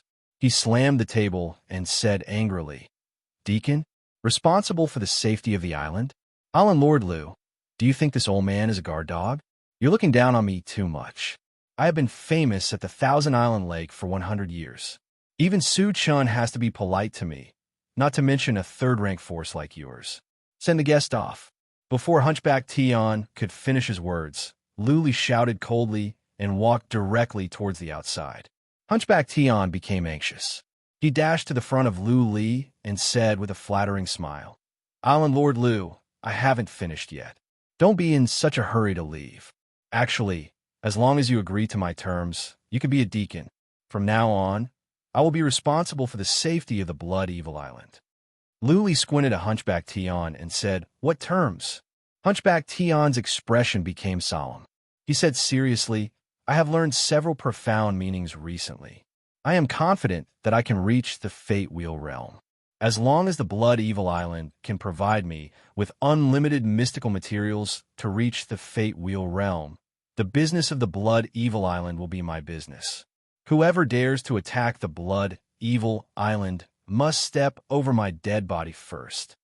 Unlimited, Lu E, Patriarch 7 and Patriarch 9 twitched their mouths. This was what they were afraid of. To reach the Fate Wheel realm once a year, the Blood Evil Island couldn't afford it even if they sold everything they had. It was easy to invite a god in, but it would be hard to send one away. There were 15 green dwarfs at the Blood Evil Island now. Safety was no longer a problem. The amount of Xian crystals that the green dwarfs would consume a year was also an astronomical figure. "In your dreams," Luli shouted coldly, which made Patriarch 7 and the others excited. It seemed that Luli was not muddle-headed. However, Luli's next words made Patriarch 7 and the others speechless.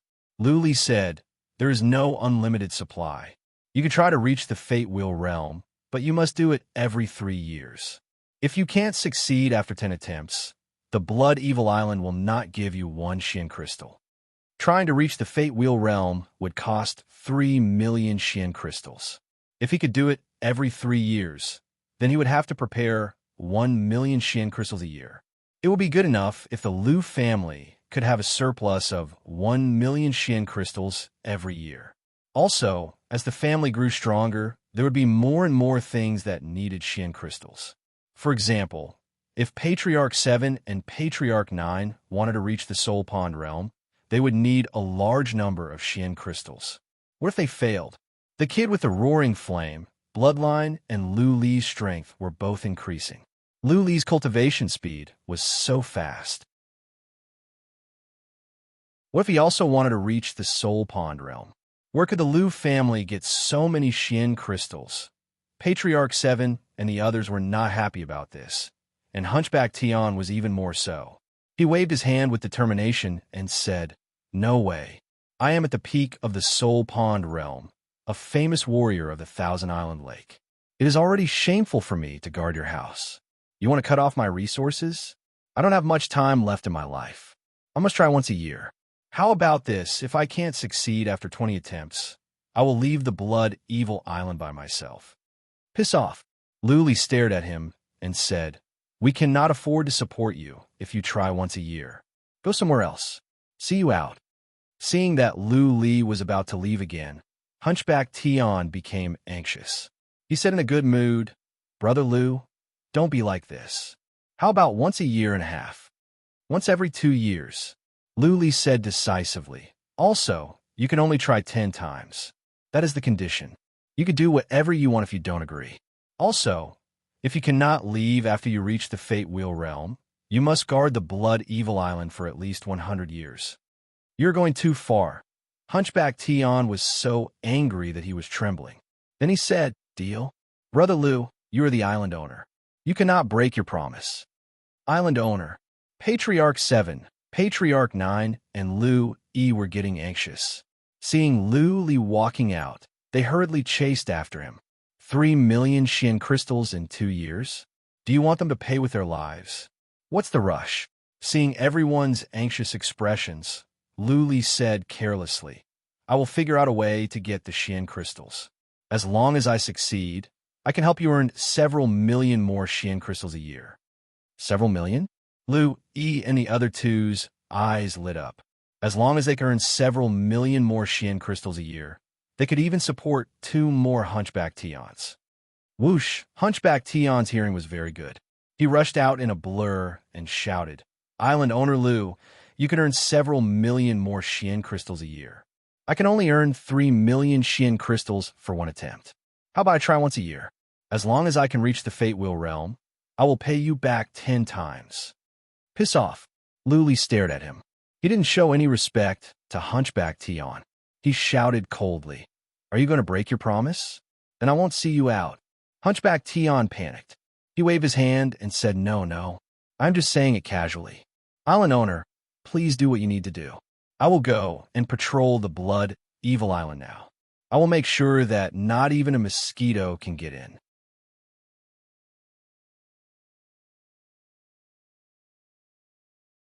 Chapter 138.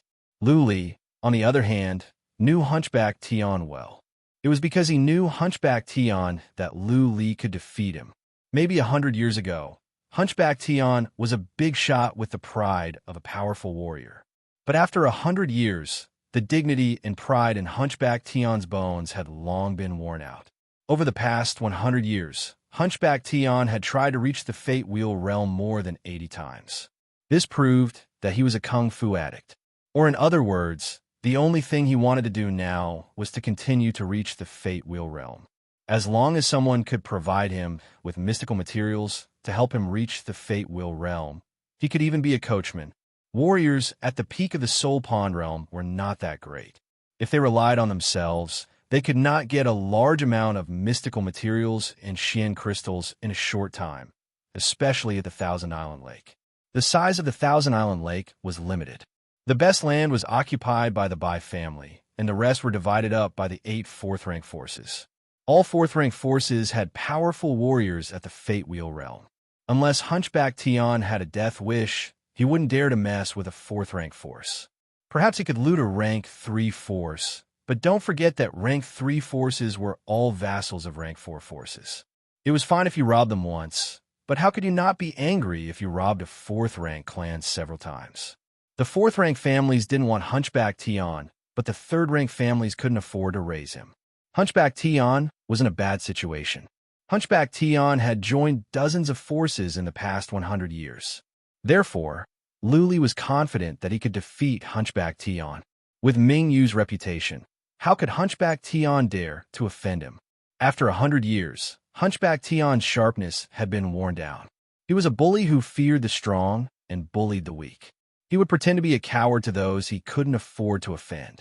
Luli chose to take in Hunchback Tion because the Blood Evil Island didn't have any powerful warriors to keep watch, so there was no absolute deterrence.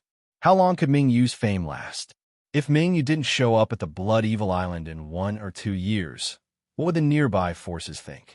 Also, Luli himself didn't want to borrow Ming Yu's name. He wasn't sure if Ming Yu was old friend with his father, or if Ming Yu was just testing him. In short, it was best not to borrow it, lest something happened. The Blood Evil Island would develop fast in the future. Inevitably, people would covet it. The green dwarfs alone were not enough to deter the enemy. They needed a strong person to keep watch. Without a doubt, Hunchback Tion was a good candidate. This person had no ambition. As long as his requirements were met, he could be ordered around. As for where did the mystic crystals come from, Luli was not worried about this. The market demand for the blood caterpillar grass was limited. If he couldn't grow it on a larger scale, then he could grow something else. For example, the fire fairy Ganoderma and the netherworld root. The 2 kinds of mystical grasses were very rare and expensive. Luli didn't consider them before, because the cost of the 2 kinds of mystical grasses was very high. They required the blood of at least 3rd-rank Xian beasts to grow, which the Lu family could not afford. Madame Yin used to want to work with him on these 2 kinds of elixirs. Now, Luli felt the time was ripe, and he could try to cultivate them. Once they could cultivate high-quality fire fairy lucid Ganoderma and netherworld roots, the Lu family would have a glazed crystal mine. It was not a problem to earn millions of Xian crystals a year. It was too easy to raise Hunchback Tion. Luli didn't tell anyone about his plan. The Blood Evil Island was not completely stabilized yet. There might be many spies on the island. He planned to take action in 2 months. Luli left Hunchback Tion alone and went back to the Elephant Dragon Mountain to cultivate. He asked Patriarch 7 to deal with the rest. Hunchback Tion became the Hall Master of the Hall of Warfare, responsible for the safety of the Blood Evil Island. Patriarch 7 made a deal with Hunchback Tion. He would give Hunchback Tion 50,000 Xian crystals a month, and the rest would be given to Hunchback Tion after 2 years. When he had 3 million Xian crystals, Hunchback Tion could buy the mystical materials he needed himself. Hunchback Tian was satisfied. He was not afraid that the Liu family would go back on their word. He had become a hired thug hire by the Liu family at the cost of Xian crystals, responsible for guarding the house. Hunchback Tian was very responsible. He didn't need to cultivate anymore. All he had to do was to wait for the mystical materials to get to the Fate Wheel realm. He had lived for more than 150 years. 2 years was just a blink of an eye for him. Under Hunchback Tian's guidance, the Liu family bought some formation stones and built some special inhibition formations, which greatly strengthened the defense of the Blood Evil Island. Regular scouts could not sneak into the Blood Evil Island. Only powerful warriors of the Soul Pond realm could. After 6 or 7 days, all kinds of arrangements were made on the Blood Evil Island. Hunchback Tian wandered around the island every day, eating and drinking well. Regular warriors of the Liu family treated him with respect. Hunchback Tian lived a leisurely life. Time flew by. In the blink of an eye, more than 20 days had passed.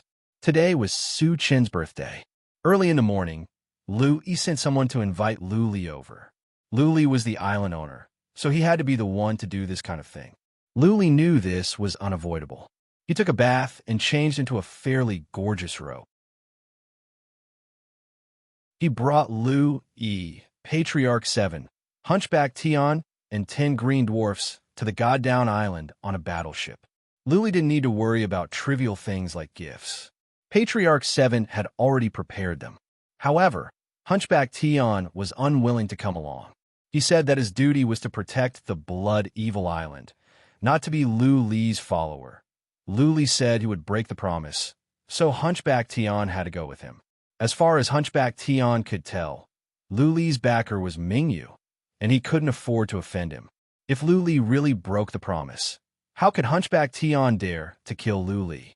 The eldest young master of the Su family, Su Yaoyang, was waiting for Liu Li at the dock in person.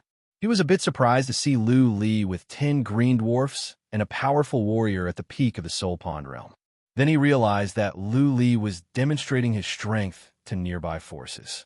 Su Yaoyang knew Hunchback Tian's identity just by looking at him. He didn't say anything, but he was sneering inside.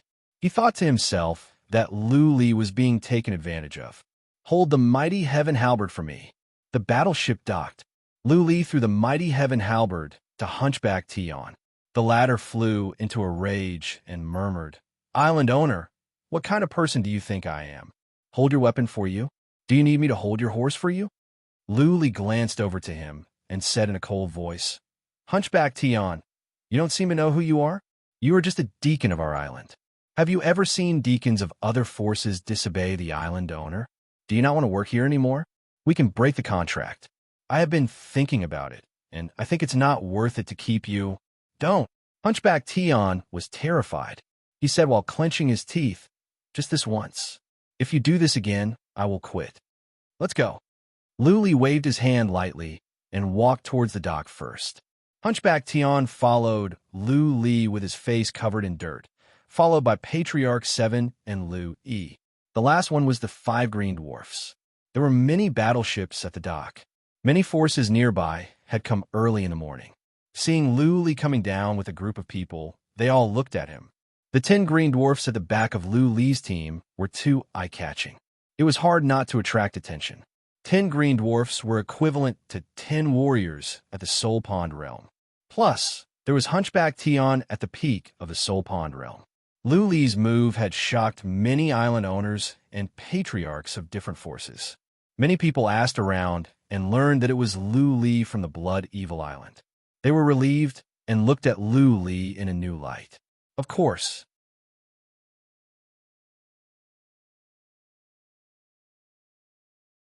Chapter 139. Liu Li and the others sat in the pavilion near the dock for a while. More island owners arrived with their sons and daughters. As soon as the young ladies arrived, they all looked at Su Yaoyang with passion, wishing they could swallow him whole. After the time it took for 2 incense sticks to burn, representatives of 7 or 8 forces arrived. Su Yaoyang brought them to the Goddown City on carriages in person. The Goddown City was not far away. They arrived in an hour and stopped in front of a luxurious compound. Luli got off the carriage with the others. He took a casual glance and was surprised. An old man in a splendid robe was standing at the gate of the compound. The man's chi and energy were so strong that Luli could not tell his realm.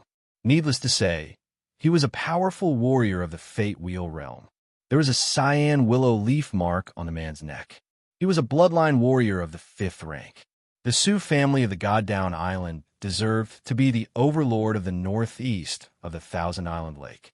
They were powerful. That is Sioux Sai, the second patriarch of the Sioux family. Patriarch 7 whispered to Lu Li's ear. Luli nodded and got off the carriage. Su Sai looked at Lu Li and put on a smile. Before Su Yaoyang introduced him, he walked to Lu Li in strides and said with a smile, "I am Su Sai, the second patriarch of the Sioux family. You must be island owner Lu Li?" Lu Li knew how to behave himself since Su Sai gave him face. He bowed and said, "Greetings, Senior Su." Good, good. Young hero, young hero. Su Sai took Lu Li's hand in a friendly manner. He looked at the other island owners and said casually, "We are old acquaintances. Come into the castle with me. Brother Lu, please." Many island owners, young masters and young ladies were envious when they saw Su Sai walking into the compound with Lu Li's hand in his. Since when was the patriarch of the Sioux family so polite to an affiliated force? It was difficult for them to see Su Sai, not to mention being let in by him in person. Patriarch 7 and Lu Yi stood straight, feeling honored. Luli didn't get carried away. He knew that Su Sai was not doing this for him, but for Mingyu. Without Mingyu's kneeling, Su Sai wouldn't see him even if Luli knelt to see him. The banquet hadn't started yet. Su Sai showed them to a side chamber, served them some tea and snacks, and chatted. Of course, Su Sai was mainly chatting with Lu Li, asking about the situation at the Blood Evil Island and if he needed any help. He even asked Lu Li if he had a wife and wanted to introduce someone to Lu Li. In a trance, Lu Li even thought that Su Sidwa was his elder. Su Sidwa answered every now and then with respect and politeness. However, it was impossible for him to ask about Mingyu. After Su Yaoyang came in, he excused himself and left. He continued to receive guests at the docks, causing many young ladies to be disappointed. The Sioux clan's grand elder and Sioux clan's patriarch, Su Chun, had yet to show themselves. After all, they had to put on airs. Half an hour later, a servant of the Sioux family hurried in and whispered a few words in Su Sai's ear. Su Sai suddenly got up and said in surprise, "Everyone, Miss Bai Xiaoshuang has come to God-Down City. Let's go and welcome her together." Oh, all the island lords stood up. This time, it was the young masters of the other island lords' turn to have their eyes light up. Lu Li stood up as well and asked Patriarch 7 with curiosity, "Bai Xiaoshuang is a young lady of the Bai family?" "Bai Xiaoshuang by Qiuxiue." Patriarch 7 explained in a low voice. "They're the two most famous young ladies of the Bai family, the two brightest pearls of the Thousand Island Lake. They are twins. The most important thing is that both of them have awakened 7th rank bloodline.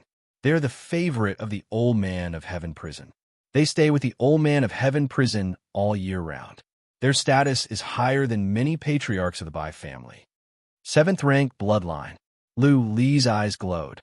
How powerful would the bloodline skill of 7th rank bloodline be when it was released? Would it be like the black snakes of Ghost Snake Granny that could kill thousands of people in one move? Everyone walked toward the outside. Lu Li followed them under the urging of Patriarch 7. At the gate of the Sioux family compound, Lu Li saw many patriarchs of the Sioux family came out to greet them. The chief patriarch of the Sioux family, Su Tianwen, was there as well. Su Tianwen didn't exchange greetings with them. He just nodded and hurried out with his men towards the teleportation formation at the plaza. Lu Li followed the crowd. From a distance, he saw a girl in a white dress surrounded by a group of people. Lu Li got closer and his eyes lit up. One of the two brightest pearls of the Thousand Island Lake was really beautiful. Her looks and bearing were not weaker than the young lady of a big family with a purple flower mark on her neck that he saw at the frigid cloud mountain. The girl seemed to be younger than Su Fengfei, about the same age as Lu Li. Even though she had not fully blossomed, she was as attractive as a budding rose. Her face was like jade, her skin was smooth, and her eyes were like stars. What impressed Lu Li the most was her nose, small and exquisite. The tip of her nose was slightly turned up, giving Lu Li a feeling that it was very lively. Seventh rank bloodline indeed. Lu Li nodded to himself when he saw a purple crescent mark on the girl's neck. This was the second seventh-rank bloodline mark that he had seen. The young lady of a big family he met at the Frigid Cloud Mountain also had a purple mark. Middle stage of the Soul Pond realm? So powerful. Lu Li sensed it. The corner of his mouth twitched. She had reached the middle stage of the Soul Pond realm at such a young age.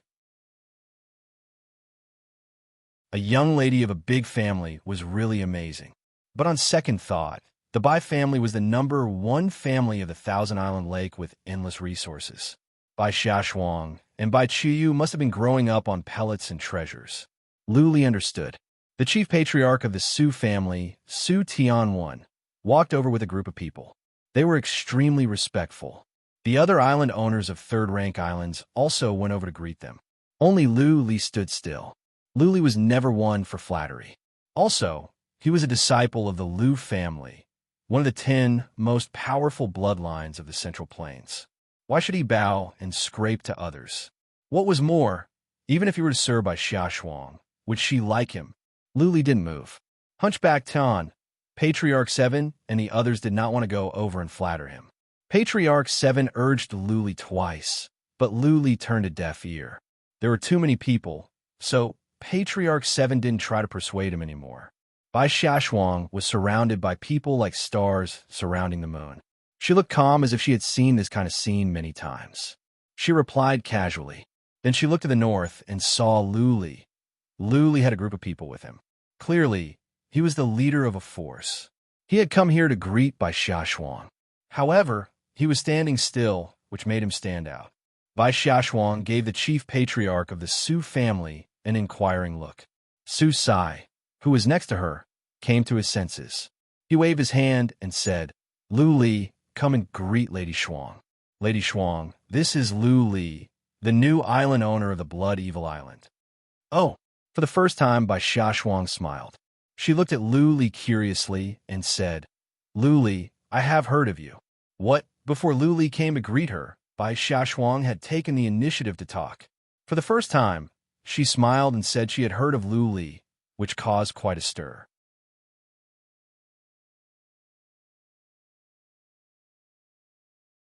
Chapter 140. Lu Li could feel the murderous looks from many young masters. He felt the pressure was doubled. He forced a smile, walked over, cupped his fists, and said, Greetings, Lady Shuang. It is my honor that you have heard of me. Ha. Bai Xiaoshuang smiled mysteriously and said, The reason I have heard of you is that you are on someone's blacklist. With that said, Bai Xiaoshuang walked directly towards the castle. The young masters burst into laughter. They no longer looked at Lu Li with jealousy or hatred. Instead, they were looking at him with ridicule. Even though Bai Xiaoshuang didn't say who that person was, all the people she knew were big shots. How could Lu Li live a good life after he was on the blacklist of a big shot? Lu Li touched his nose. A glint of doubt appeared in his eyes. Was it because of Mingyu? Was he being targeted by some big shot of the Bai family? Mingyu forced a young lady of the Bai family to death. It was normal that some people of the Bai family bore grudges against him. Lu Li felt more confident when he thought about how Lu Yi and the others were treated coldly when they went to the Heaven Prison Chamber of Commerce. That being said, the Bai family was the #1 family of the Thousand Island Lake. If they wanted to kill him, he would have died a long time ago.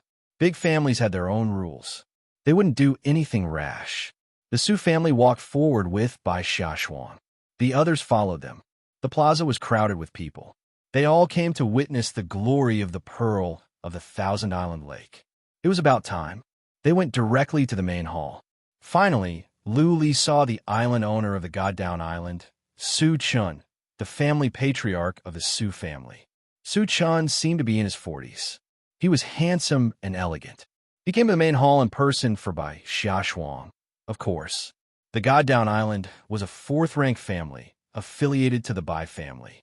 Bai Xiaoshuang was valued by the old man of Heaven Prison, so she could be regarded as half a master. Even though Su Chun was powerful, Bai Xiaoshuang could be considered his junior. He didn't have to come out to greet her, but he must show enough respect to the old man of Heaven Prison. Nobody would say anything if he came out to greet her. Su Chun was a good man. Bai Xiaoshuang was more polite. Her words and attitude were humble. She even brought gifts for Su Chun. Su Chun went into the main hall. Not long after, Su Yaoyong and Su Fangfei came in with a group of guests. When Su Yaoyong saw Bai Xiaoshuang, he couldn't move his eyes away, and his breathing became rapid. The following scene was very boring. The island lord surrounded Su Chun and flattered him.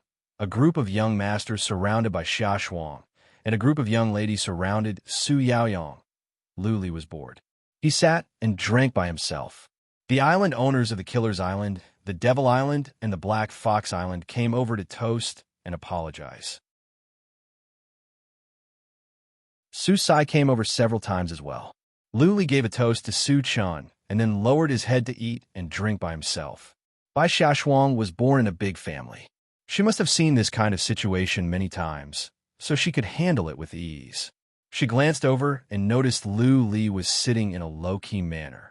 She thought of something and suddenly said with a sweet smile, "Island owner Lu, I propose a toast to you." Swish, swish, swish. Countless gazes swept over like knives, especially Su Yaoyong, who even had the intention to kill. Bai Xiaoshuang only toasted to Su Chun today. Su Yaoyong toasted to Bai Xiaoshuang several times, and Bai Xiaoshuang only tasted. Now, she wanted to toast to Lu Li. *T. This girl is setting me up. Lu Li cursed himself. It was clear that Bai Xiaoshuang was up to no good. She could leave after the banquet, but Lu Li would have to bear the brunt of so many attacks in the open and in the dark. Those young masters would be jealous and would trouble him every day. Lu Li was angry. He thought of something and made up his mind. He stood up and said, "How can I say no to a toast from Lady Shuang? But there's a custom in my hometown. When young men and women toast to each other, they either don't drink at all or drink 3 toasts. Lady Shuang is a heroine, the pearl of the Thousand Island Lake. She is powerful. Is it okay for you to drink 3 toasts?" Many people rolled their eyes. Su Yaoyong was even angrier. Lu Li was so ungrateful. Who was Bai Xiaoshuang? Who dared to force her to drink 3 toasts? Young ladies of big families paid great attention to their appearances and manners. If she were drunk and lost her composure, it would be a disgrace to the Bai family. Lu Li ignored the looks. He stared at Bai Xiaoshuang with a provocative smile. Bai Xiaoshuang set him up, so he did the same to her. It was fair. One could be strong without desire. Lu Li was not interested in any pretty girls. He would not daydream about a swan falling for a toad like him.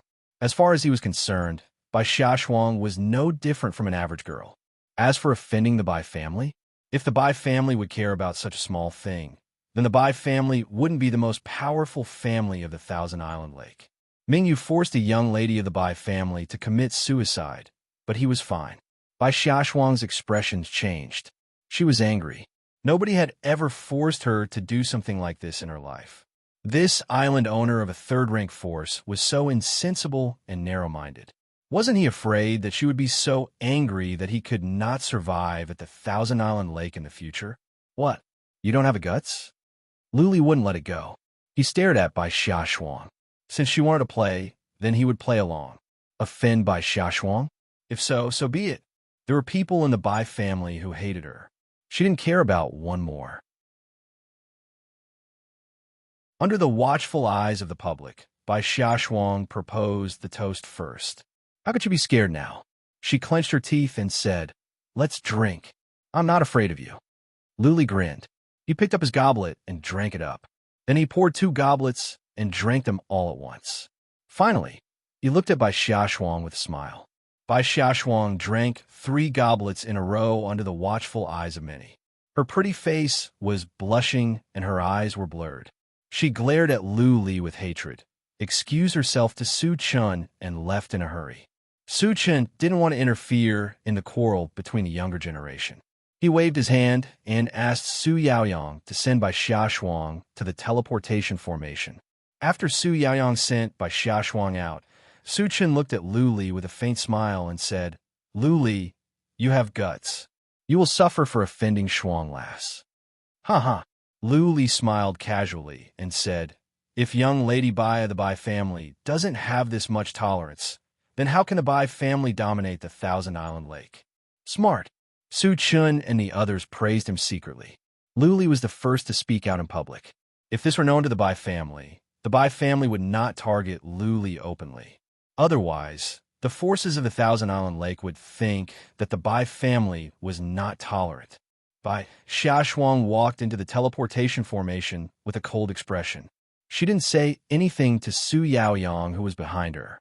She glanced over to the warriors of the Su family who were guarding the teleportation formation and said coldly, "Activate the teleportation formation." Su Yaoyang waved his hand to let several warriors to activate the teleportation formation. Then he asked with concern, "Young Lady Bai, are you okay? How about I send you back?" "I'm okay. No need." Bai Xiaoshuang waved her hand. The teleportation formation glowed, and she disappeared from the God-Down City. After a while, a teleportation formation in the Heaven Prison City glowed, and Bai Xiaoshuang appeared. However, Bai Xiaoshuang was not in good condition. As soon as she arrived, she bent over and threw up. She threw up all the food she ate at the banquet. Her white dress was stained. "Young Lady Shuang, are you okay?" The one guarding the teleportation formation was a deacon of the Bai family. He hurried over to help Bai Xiaoshuang. Many people nearby looked over. Bai Xiaoshuang fought back the urge to throw up. She mobilized her Xian energy and rushed back to the Bai family compound. Since she was a kid, she had never drunk much. She had only tasted a little. Today, she drank 3 goblets in a row. She couldn't force the alcohol out in public. She spun around in the teleportation formation for a while and threw up. Bai Xiaoshuang felt so ashamed that she could not show her face. After she rushed into the Bai family compound, she shouted while clenching her teeth, "Lu Li, you are doomed. The consequences of offending me are serious."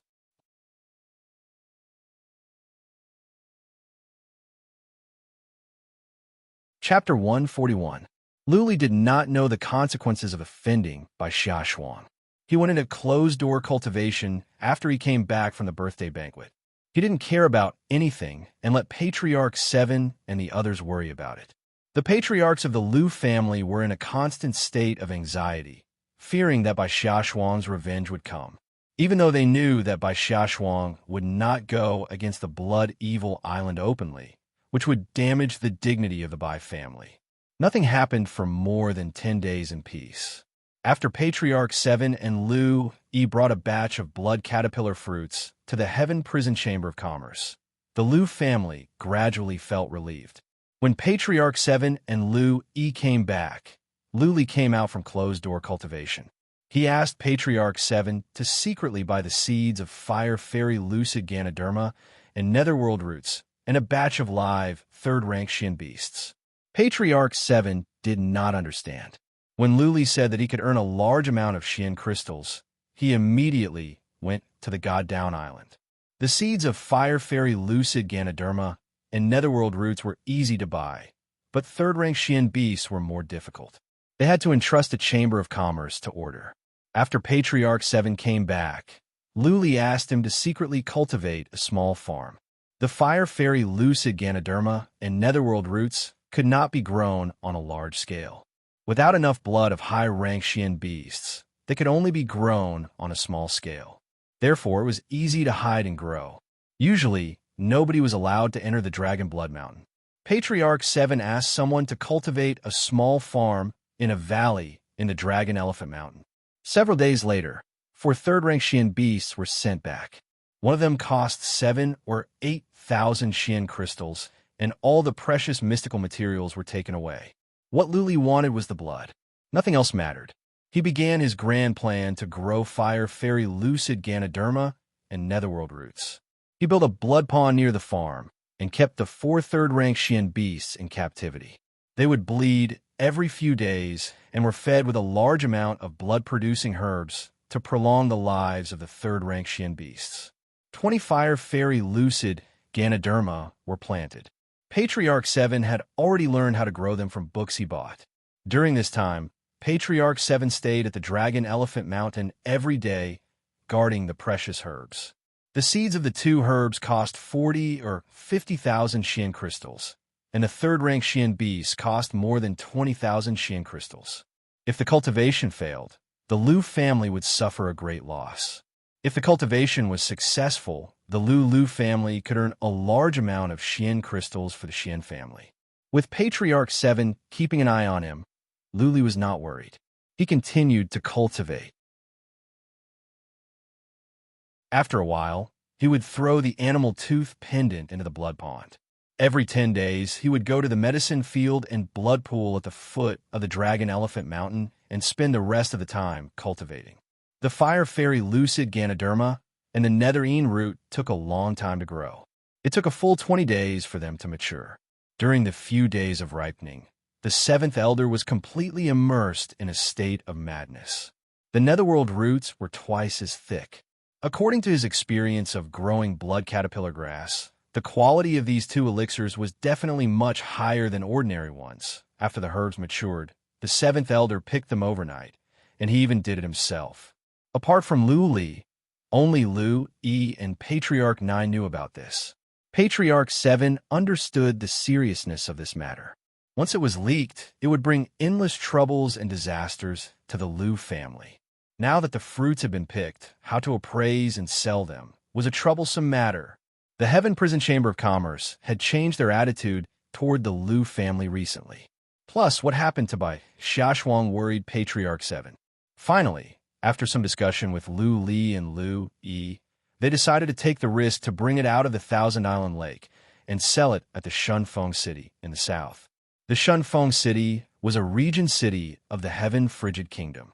It was occupied by a 5th-rank family of the Heaven Frigid Kingdom. Because of its proximity to the Thousand Island Lake, the city was prosperous. Many forces of the Thousand Island Lake had business dealings with the city in secret. The Yu family's influence couldn't reach the Heaven Frigid Kingdom yet. If they came back immediately after selling the items, the Yu family wouldn't notice. This matter was so important that Patriarch 7 decided to go in person. Once he could sell it for a high price, the Lu family would be rich. Patriarch 7 arranged some affairs on the island and asked Patriarch 9 to take charge of the Blood Evil Island. Patriarch 7 left the Blood Evil Island with Patriarch Lu and 2 other patriarchs on a battleship overnight. After the departure of the 4 patriarchs, the Blood Evil Island was still peaceful. With Hunchback Tian keeping watch, it would be difficult for anything to happen. The blood caterpillar grass continued to be planted. The cultivators continued to cultivate, and the patrolling continued. Luli was in closed-door cultivation again. Hunchback Tian would be there to hold up the sky. Luli was at ease.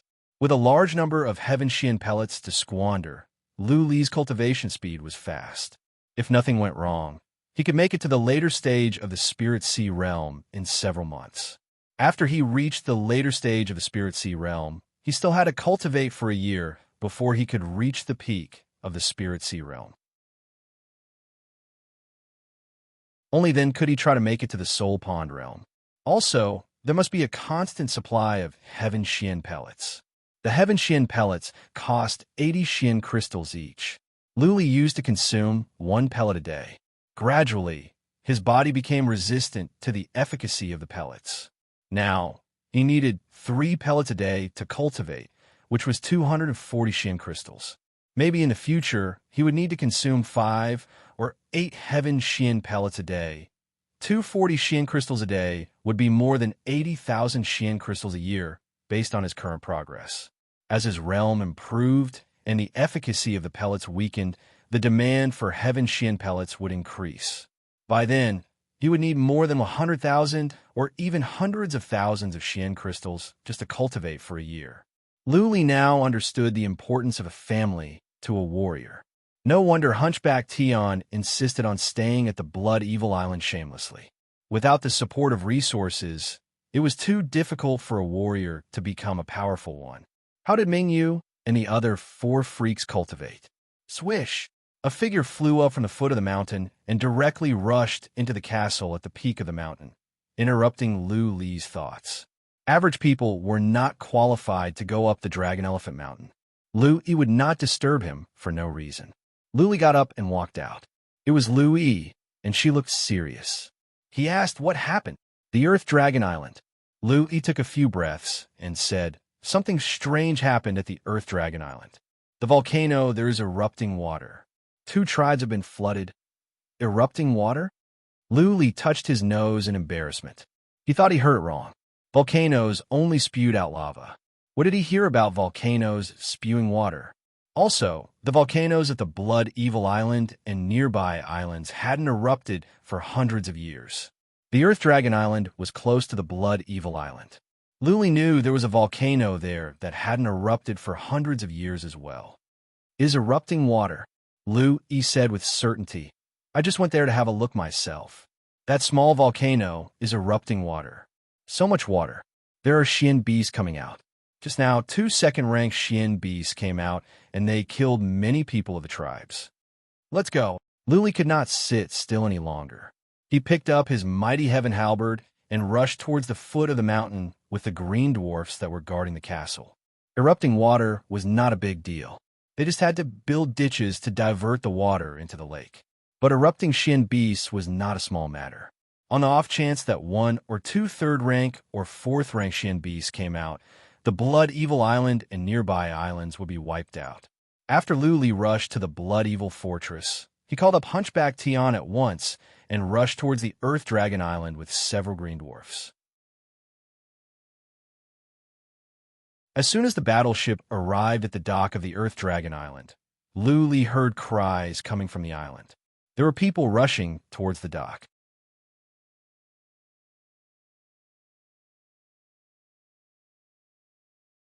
Chapter 142.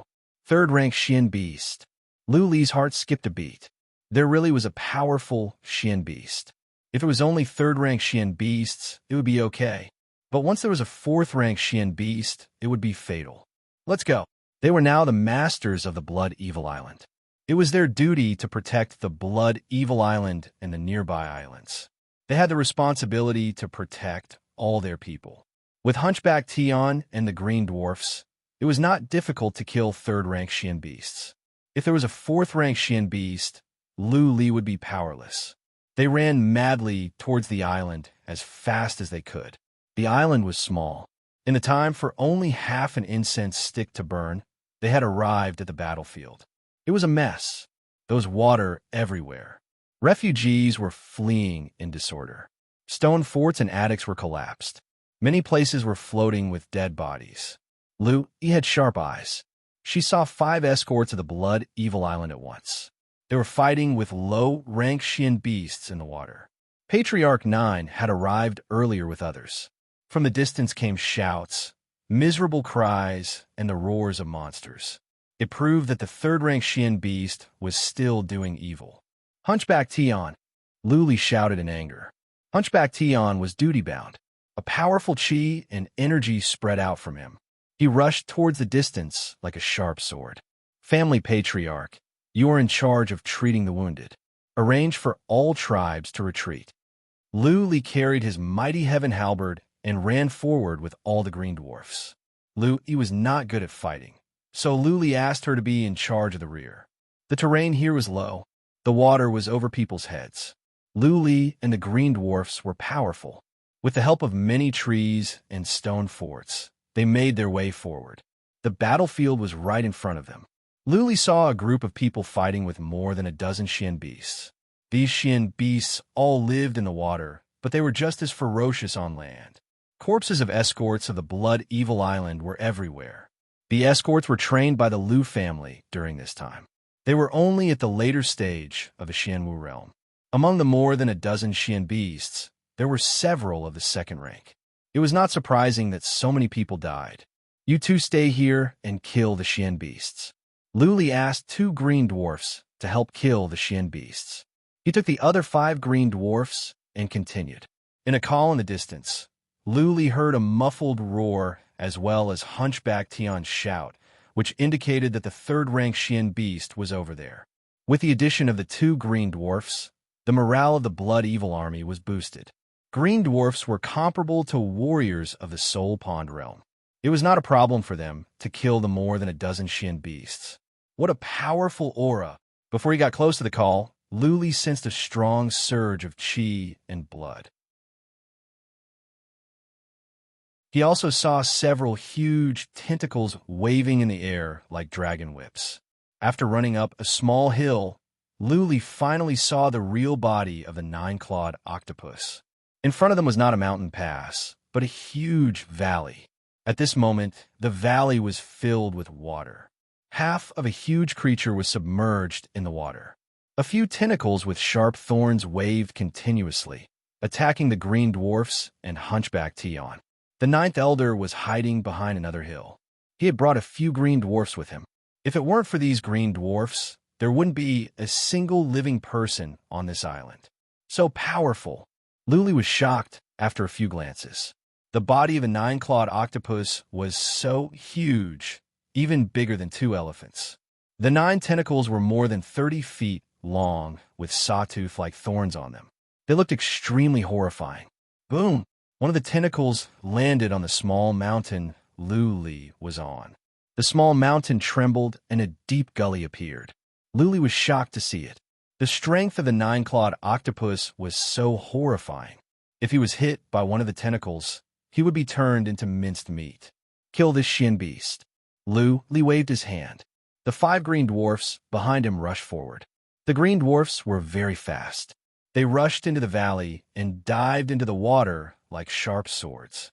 Hunchback Tion, lure the Xian beast and let the green dwarfs attack. Luli shouted in a deep voice. Hunchback Tion sneered and said, Island owner Lu, the nine-clawed octopus is very strong in defense. Your green dwarfs cannot break its defense. Hunchback Tion carried a long and narrow golden saber in his hand. Even though his back was hunched like a camel's, he was as fast as the wind. He dashed around in the hills like a phantom. The golden saber in his hand bumped into the tentacles of the nine-clawed octopus from time to time. Surprisingly, he could not leave any mark on the tentacles. Let the green dwarfs distract the nine-clawed octopus. I will go and attack its body. Hunchback Tion shouted. Luli and Patriarch 9 in the distance immediately gave orders. They let the green dwarfs wander around in the hills to attract the attention of the nine-clawed octopus. Whoosh! Hunchback Tion rushed to the back of the hill and hid. When the nine-clawed octopus was distracted by the green dwarfs, he quietly rushed into the lake in the valley and dashed toward the body of the nine-clawed octopus. Swish! When Hunchback Tion was about to get close to the body of the nine-clawed octopus, the nine-clawed octopus was alerted. 3 of its tentacles smashed into the water like shadows. Hunchback Tion soon jumped out of the water. However, streaks of green liquid came out from the dirty water. A part of the water was dyed green. Well done! Patriarch 9 shouted. The blood of the nine-clawed octopus was green. Hunchback Tion's sneak attack was successful. He had wounded the nine-clawed octopus. As long as Hunchback Tion made a few more moves, the nine-clawed octopus would be finished. Nice! Luli had seen Hunchback Tion's fighting capacity today. He was indeed powerful when he was at the peak of the Soul Pond realm. He was so fast. If Hunchback Tion wanted to kill Luli, Luli would not be able to react in time. He would be killed in an instant. Hunchback Tion rushed out and cut at one of the tentacles of the nine-clawed octopus. Surprisingly, Hunchback Tion borrowed the force and jumped back into the water. Soon, he broke out of the water again. In an instant, there were clouds of green liquid gushing out from the water. Hunchback Tion had lived for more than 100 years. Even though he had failed to reach the Fate Wheel realm more than 80 times, he had rich fighting experience. He kept jumping around on the tentacles of the nine-clawed octopus.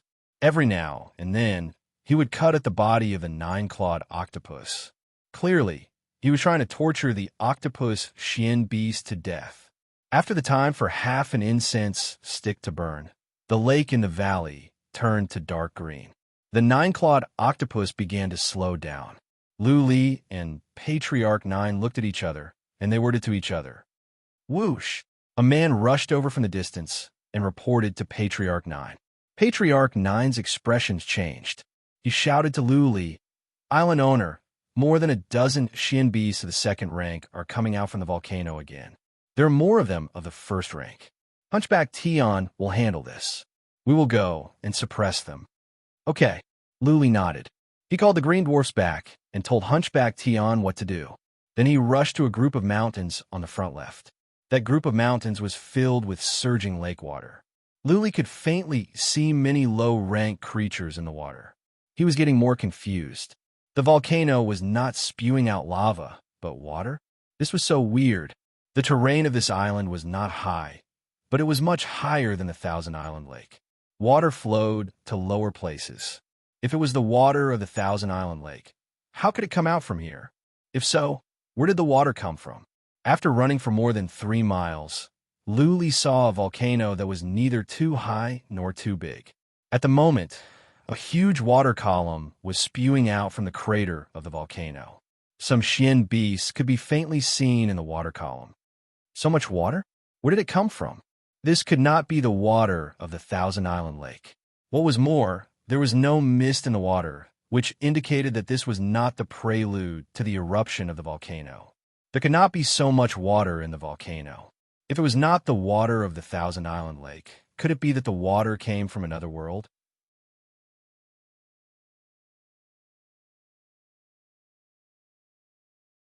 Chapter 143.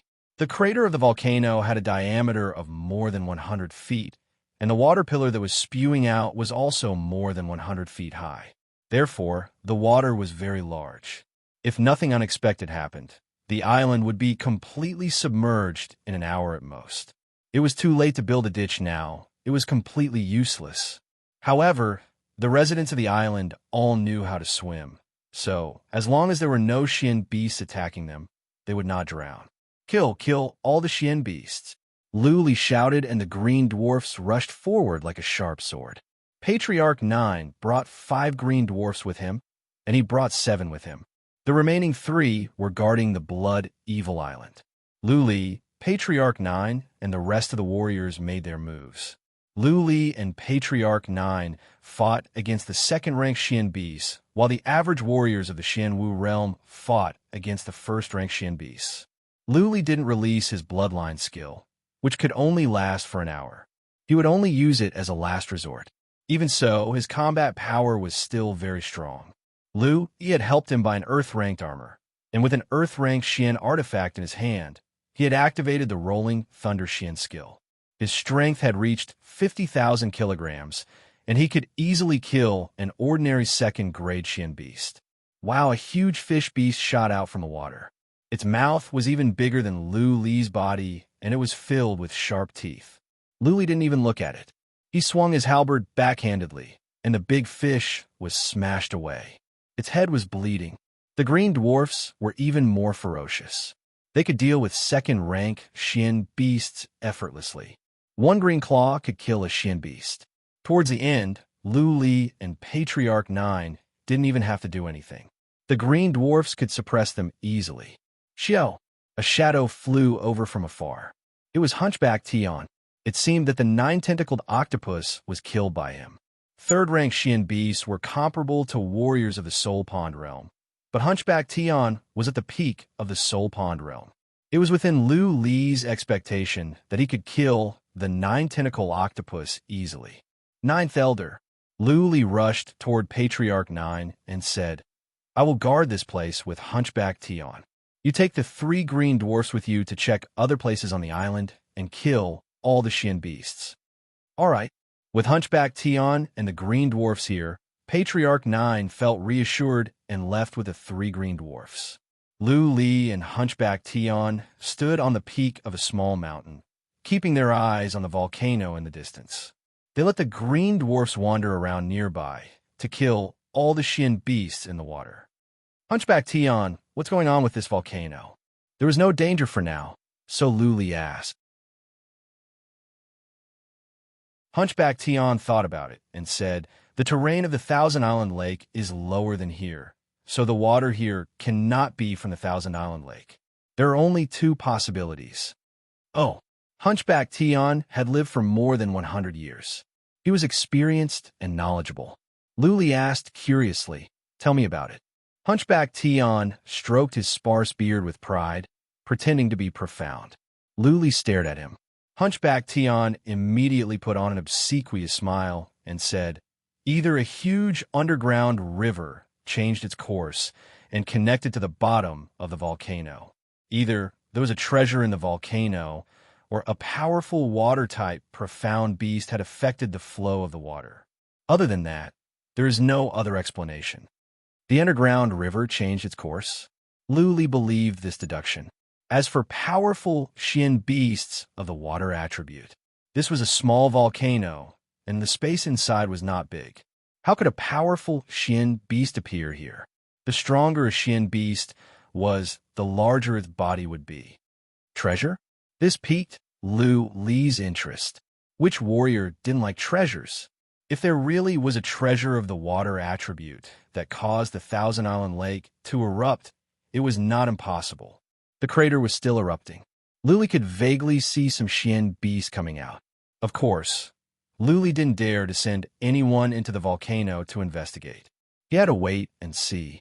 Fortunately, the Xian beasts that came out later were not powerful. They were all the first or second rank. There were no more third-rank Xian beasts. Hunchback Tian didn't do anything either. It was the green dwarfs who did the cleaning. Patriarch 9 came back once. The Xian beasts outside had been completely cleared out.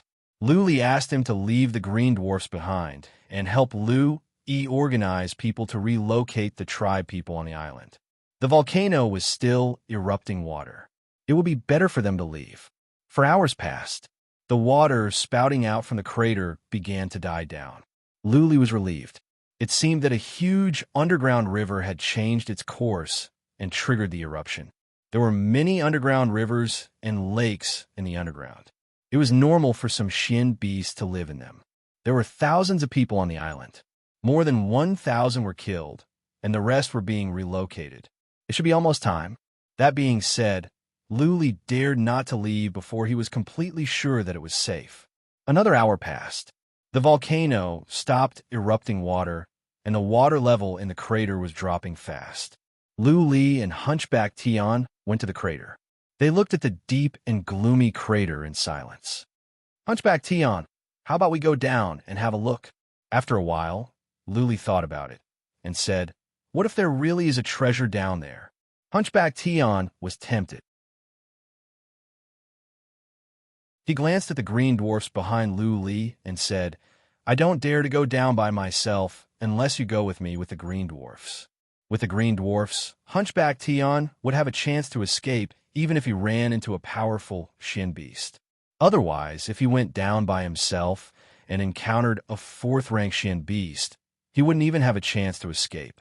Luli looked at the deep and gloomy crater. He blinked and hesitated. Finally, he made up his mind and said, okay, I will ask someone to find some ropes. If there were ropes and there were people pulling them, he could get up easily. With the green dwarfs and Hunchback Tian here, he would be safe. The volcano was erupting water out of nowhere. He would feel uneasy if he didn't go and have a look. Patriarch 7 and Patriarch Lu were not here, and Patriarch 9 was arranging the evacuation of the people on the island. As the island owner, Luli had to shoulder this responsibility. Luli sent someone to the tribe to find some ropes and asked several people to wait at the crater. He tied the ropes around his waist, waved his hand, and said, let's go down. Hunchback Tian was so powerful that he didn't need ropes. The green dwarf's sharp claws could easily pierce into the walls of the volcano without ropes. Luli and several people at the crater agreed on a secret signal and slowly climbed down. Hunchback Tian was the most powerful one. He took the lead. His Xian energy glowed, and he jumped down directly. In midair, he stabbed the golden saber in his hand into the wall of the volcano and stopped his fall. The 8 green dwarfs did the same. Their sharp claws easily dug into the wall, and they climbed down quickly. Hunchback Tion released his Xian energy, which could illuminate the situation down there. The water level in the crater was dropping fast. They had gone down for thousands of feet, but there was still no water. The inside of the volcano was quiet and spooky, making people's hair stand on end. With Hunchback Tion and the 8 green dwarfs, Luli was born brave, so he didn't feel anything. They continued to climb down. After more than 10,000 feet, they finally arrived at the bottom of the volcano. There was no longer any water or lava below. There was only wet ground and a lot of algae and other things. There is a hole here. The bottom of the volcano was not big, only with a radius of more than 10,000 feet. Hunchback Tion circled around and saw a big hole in the corner, slanting toward the underground. Does it lead to the underground river? Luli untied the ropes, walked over, took a look and said, "Let's go and have a look along the hole." Now that they were down there, they must have a clear look. If it was an underground river, then they could just ask someone to block the passage. Next time, such a tragedy wouldn't happen and so many people would die. Hunchback Tion walked in the front, followed by the green dwarfs, and Luli at the back. The two moved forward along the slippery underground tunnel. The tunnel slanted towards the underground. What would it lead to? An hour. Luli and Hunchback Tion walked for an hour before they reached the end of the tunnel. They glanced over from a distance, only to be shocked. They saw an underground lake. If it were an ordinary underground lake, they wouldn't be surprised. But this lake was not ordinary because it could glow. There was a bright glow at the bottom of the lake which lit up the entire underground lake. Rare treasures.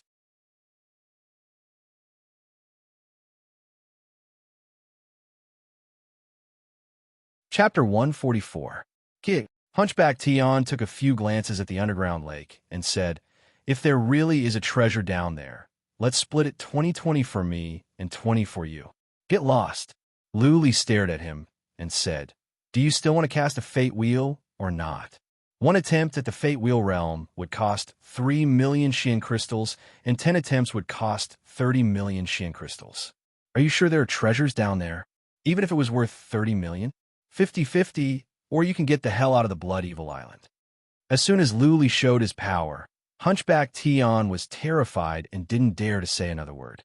Luli waved his hand and said, "Don't talk about useless things. We don't know what's down there yet. Let's go and have a look first." Hunchback Tion nodded. He hid at the entrance of the cave and closed his eyes to sense. Soon, he opened his eyes in astonishment and said, "There are no powerful Xian beasts in the lake? Did all erupt just now? Not even one powerful Xian beast?" Luli asked with confusion. Hunchback Tion sensed again and said with certainty, "Not one. Let's go." Luli waved his hand, and Hunchback Tion led the way. Luli asked the green dwarfs to follow Hunchback Tion while he followed behind. Luli sensed around after he got into the lake. There were no powerful Xian beasts. Hunchback Tion took the lead and swam towards the center of the lake. The glowing place was at the bottom of the lake. The lake wasn't big. The two soon swam to the center of the lake. Hunchback Tion sensed again. After making sure there weren't any powerful Xian beasts, he said, "Island owner, should I go down and check?" "Go." Luli was not afraid that Hunchback Tion would take everything for himself. If he did, Luli would kick him out of the Blood Evil Island. With Ming Yu as his trump card, Hunchback Tion didn't dare to act recklessly. Hunchback Tion dived into the lake and dived towards the bottom. Luli saw Hunchback Tion approaching the glowing duck through the clear water. The underground lake was not deep. It was only about 3,000 feet deep. Hunchback Tion was very fast. He came up in the time it took for an incense stick to burn. He took a few deep breaths and said with disappointment, "It's not a treasure, it's just a glowing stone. The rock is too big, I can't move it. This stone doesn't have any fluctuations, so it shouldn't be a treasure." "Oh." Luli blinked and asked after some thoughts, "How do you hold your breath in the water? I'll go down and take a look." "Stupid." Hunchback Tion squinted at Luli and explained, "When you mobilize your Xian energy in the water, you will naturally be able to hold your breath. Just hold on for the time, for several incense sticks to burn. Go down. Luli held his breath, mobilized his Xian energy, and swam underwater. Hunchback Tian followed him, and so did the green dwarfs. They didn't have any profound energy, but they didn't feel any discomfort in the water. It was very relaxing. Luli swam for the time it took for half an incense stick to burn before he reached the place of more than 10,000 feet. Hunchback Tian didn't lie. There really was a huge white stone down there. The white stone had a circumference of 100 feet, and more than half of it was buried in the mud at the bottom of the lake. Apart from glowing, there was nothing special about it. Luli thought about it. He lifted his mighty heaven halberd and stabbed at the sand near the rock. The mighty heaven halberd went in easily. Luli used his strength to pry away the sand to see how deep the stone was buried. However, he dug down to a depth of 5 feet, but the stone was still deeply embedded in the ground. He pondered for a moment and carried the mighty heaven halberd on his back. He signaled Hunchback Tian with his eyes. The two of them grabbed the corner of the rock with both hands and tried to pull the rock out. It didn't budge a bit. Luli was so strong, and Hunchback Tian was even stronger. Yet the two of them couldn't move the rock at all. The two looked at each other, speechless. If they couldn't move the rock, then it wouldn't matter how many people they found. Luli swam around the rock for a bit. He was a bit disappointed. He was happy for nothing. He pulled out the mighty heaven halberd on his back and hacked at the rock with force, trying to see if he could break off a small piece so that he could take it back to be identified and see what kind of ore it was. Buzzing. When a mighty heaven halberd hit the white rock, the rock suddenly let out a glaring light. Luli and Hunchback Tian were blinded. They couldn't see anything clearly. The green dwarfs had been following Luli. They were also hit by the glaring light and couldn't see anything clearly. Hunchback Tian's heart suddenly trembled. He felt a strong fluctuation coming from inside the rock. The fluctuation of an inhibition formation. Hunchback Tian instinctively felt the danger. He wanted to reach out to grab Luli and run away with him. Unexpectedly, a surge of strange power spread out from the rock. At that moment, he felt he was being suppressed by heaven and earth. He couldn't even move his fingers, let alone his body. Oh no! Luli also realized he couldn't move. His heart skipped a beat. He secretly regretted his recklessness. Such a powerful inhibition formation was triggered by himself. He, Hunchback Tian, and the 8 green dwarfs would all be smashed into pieces. The green dwarfs could not see clearly, but their eyes were filled with fear and panic. The fluctuation of the inhibition formation in the rock was so powerful that they felt fear out of instinct. Is this inhibition formation man-made or natural? An idea flashed across Hunchback Tian's mind. If it was man-made, they might have a chance to survive. If it was a natural restriction, the two of them would be completely finished. Oh no, it is a teleportation inhibition formation. The mysterious power enveloping everyone suddenly became stronger. Hunchback Tian could clearly feel that the power was pulling them into the rock. Hunchback Tian complained to himself. This teleportation inhibition formation was even more horrifying. If they were teleported to a small world, they might never be able to come back. Buzzing. The light was getting brighter and brighter. Eventually, everyone was swallowed up. Luli, Hunchback Tian, and the 8 green dwarfs disappeared above the white rock. The white light from the rock slowly faded away. Eventually, it dimmed down completely. The entire underground lake was swallowed up by darkness. *T. After a long time, Luli was woken up by a roar. He blinked his eyes and saw that he was in a lush forest. Hunchback Tian was nearby, constantly swearing. Where are we? Luli looked around. Through the dense foliage, he saw 2 suns in the sky. He sat up abruptly, rubbed his eyes, and said, Am I dreaming? How come there are 2 suns in the sky? The 8 green dwarfs had woken up. They looked around with their green eyes, feeling uneasy. Hunchback Tian noticed that Luli had woken up. He turned around and shouted to Luli, Punk, I am doomed because of you. Because of you. Why did you smash that rock for no reason? What are you doing? Luli felt something was wrong. He looked around again and said, Hunchback Tion, what are you shouting about? Can shouting solve the problem? Tell me first, where are we? Where? Hunchback Tion showed a trace of despair in his eyes. He shook his head and murmured, Where else? Clearly, this is a small world that has never been discovered. Based on our power, there is no way we can get out. Small world? Luli was surprised. He didn't know much about small worlds. He only knew that there were many cracks in space in the outside world, and there were some strange small worlds hidden in them. Some small worlds were formed naturally, and some were refined by powerful warriors. Those are called secret realms. Hunchback Tion said that this was a small world, so it was very likely that it was formed naturally. The Thousand Island Lake found a passageway connecting 3 small worlds. The green dwarf slaves around Lu Li were captured from one of the small worlds. Coincidentally, they found the entrance to a small world. Lu Li casually swung his halberd and teleported them in. Lu Li thought about it and asked in confusion, Hunchback Tion, didn't the Thousand Island Lake find 3 small worlds? These green dwarfs were captured from the small worlds. Since other forces can go in and out of small worlds at will, we should be able to get out if we are careful. You know nothing.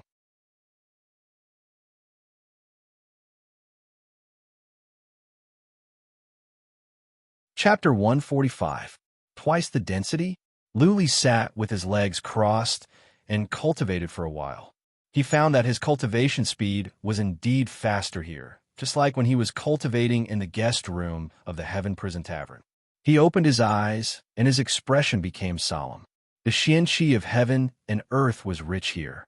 If there were indigenous people here, their cultivation speed would double, and it would be easier for them to produce experts. There were 3 small worlds in the Thousand Island Lake.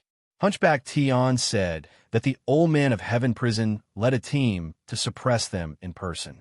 Luli didn't know exactly what realm the old man of Heaven Prison was at, but he must be at the peak as he was ranked 3rd on the Northern Desert Warlord list. In other words, the indigenous people in the small world were powerful. There must be some at the Eternal Realm, if not at the Noble Lord Realm. On the other hand, Hunchback Tion was only at the peak of the Soul Pond Realm. He couldn't even handle a warrior of the Fate Wheel Realm, let alone the Eternal Realm. He is indeed too reckless, Luli sighed to himself. There was nothing more to say now. He had done his best, and the rest was up to fate. Hunchback Tion was furious for a while, but he calmed himself down and sighed helplessly. Let's go and take a look around. If God blesses us, and there are no natives in this small world, we can still find a way to go back. If there is, we are prepared to bury our bones here. Luli got up and asked the green dwarfs to follow him. They slowly moved forward in the forest. Hunchback Tion was very cautious along the way. He kept looking around. Rustle, rustle, rustle. After walking for more than 10 miles, the sound of friction suddenly came from the front.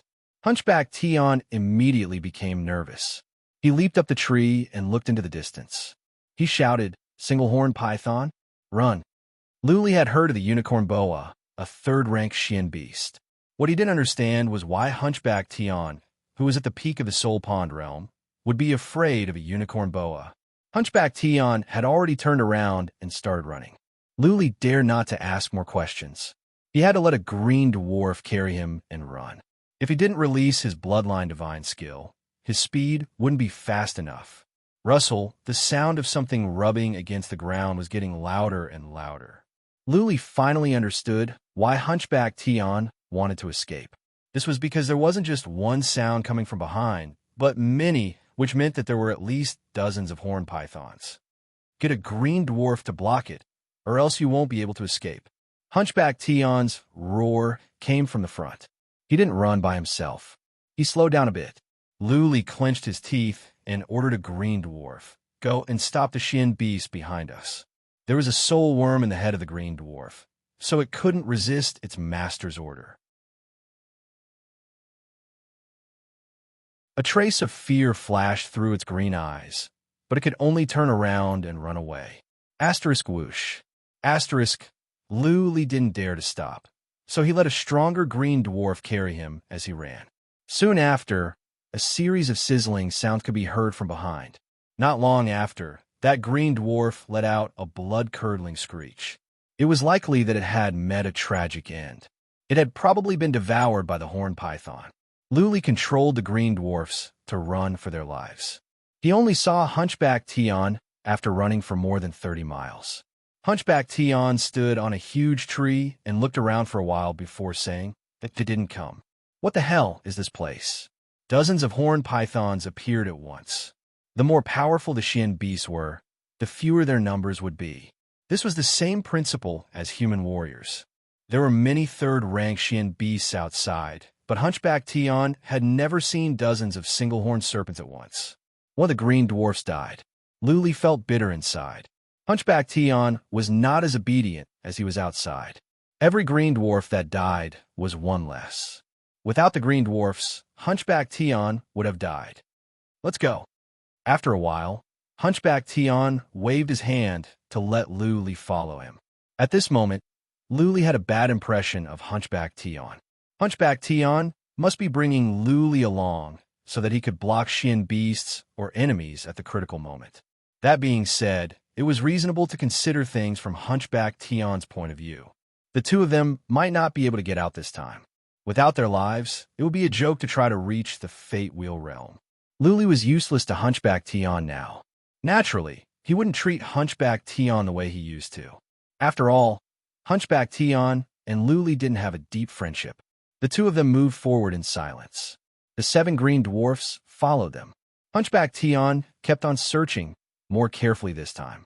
After running for more than 10 miles, Hunchback Tion angrily shouted again. There is a 4th-rank Xian beast up ahead. Let 2 green dwarfs block it, or else we will all die. 4th-rank Xian beast? Luli trembled. His eyes flickered and he was a bit hesitant. As soon as a surge of beasts might spread over from afar, Luli made up his mind. He sent 2 green dwarfs to the front and asked 1 green dwarf to take Hunchback Tion and run to the left. Roar! An earth-shaking roar came out. The entire forest was shaking. Luli's chi and blood were tumbling because of the shock. He urged the green dwarfs to speed up. He himself would look back every now and then, fearing that the huge monster would catch up with them. Hunchback Tion really wanted to make Luli a scapegoat. They were already out of sight. Luli secretly cursed, but there was nothing he could do. He had to keep running forward. Roar! Another earth-shaking roar came from behind. The beast might enveloped Luli again. Also, there came some muffled footsteps. Luli complained to himself. He had to send 2 green dwarfs to block the beast's way. Otherwise, if the 4th-rank Xian beast got closer, he would die for sure. Of the 8 green dwarfs they brought in, 5 had been lost in such a short time. Luli's eyes dimmed down. He had a feeling that he and Hunchback Tion were really going to die here. The green dwarfs carried out his orders to the letter. The 2 green dwarfs ran backward one after the other. Luli was carried by 1 green dwarf. After the time it took for 2 incense sticks to burn, Luli suddenly felt there was light in front of him. He was overjoyed. Were they finally out of the forest? Hoi hoi boom boom boom. Before he made it out, Luli heard Hunchback Tion's angry shout and the sound of explosions caused by the Xian energy hitting the stone peaks on the ground. Are there Xian beasts out there as well?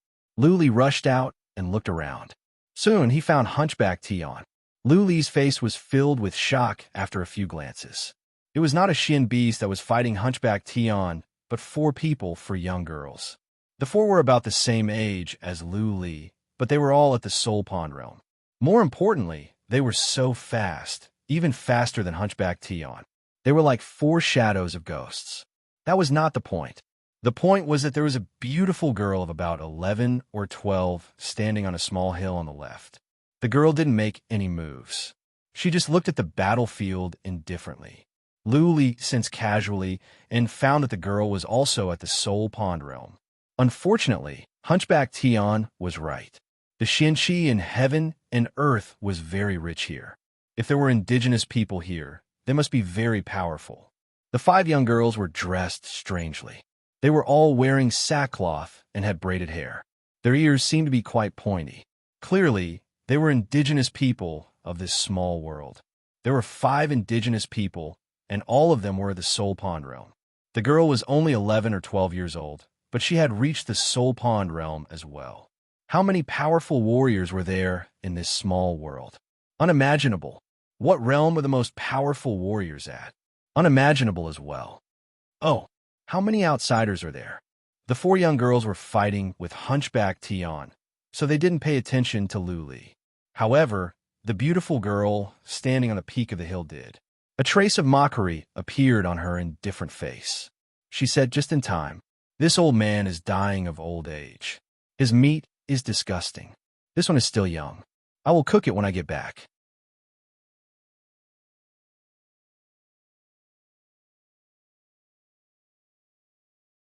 Chapter 146. Hunchback Tian was besieged by the 4 girls, but he was not at a disadvantage.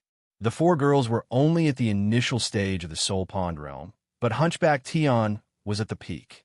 Even so, he could not gain the upper hand. The 4 girls were so fast that Luli could only tell that they were girls. They were young, so he could not see their faces clearly. The 4 girls moved around Hunchback Tian like phantoms. Even though they were only at the initial stage of the Soul Pond realm, they were faster than Hunchback Tian.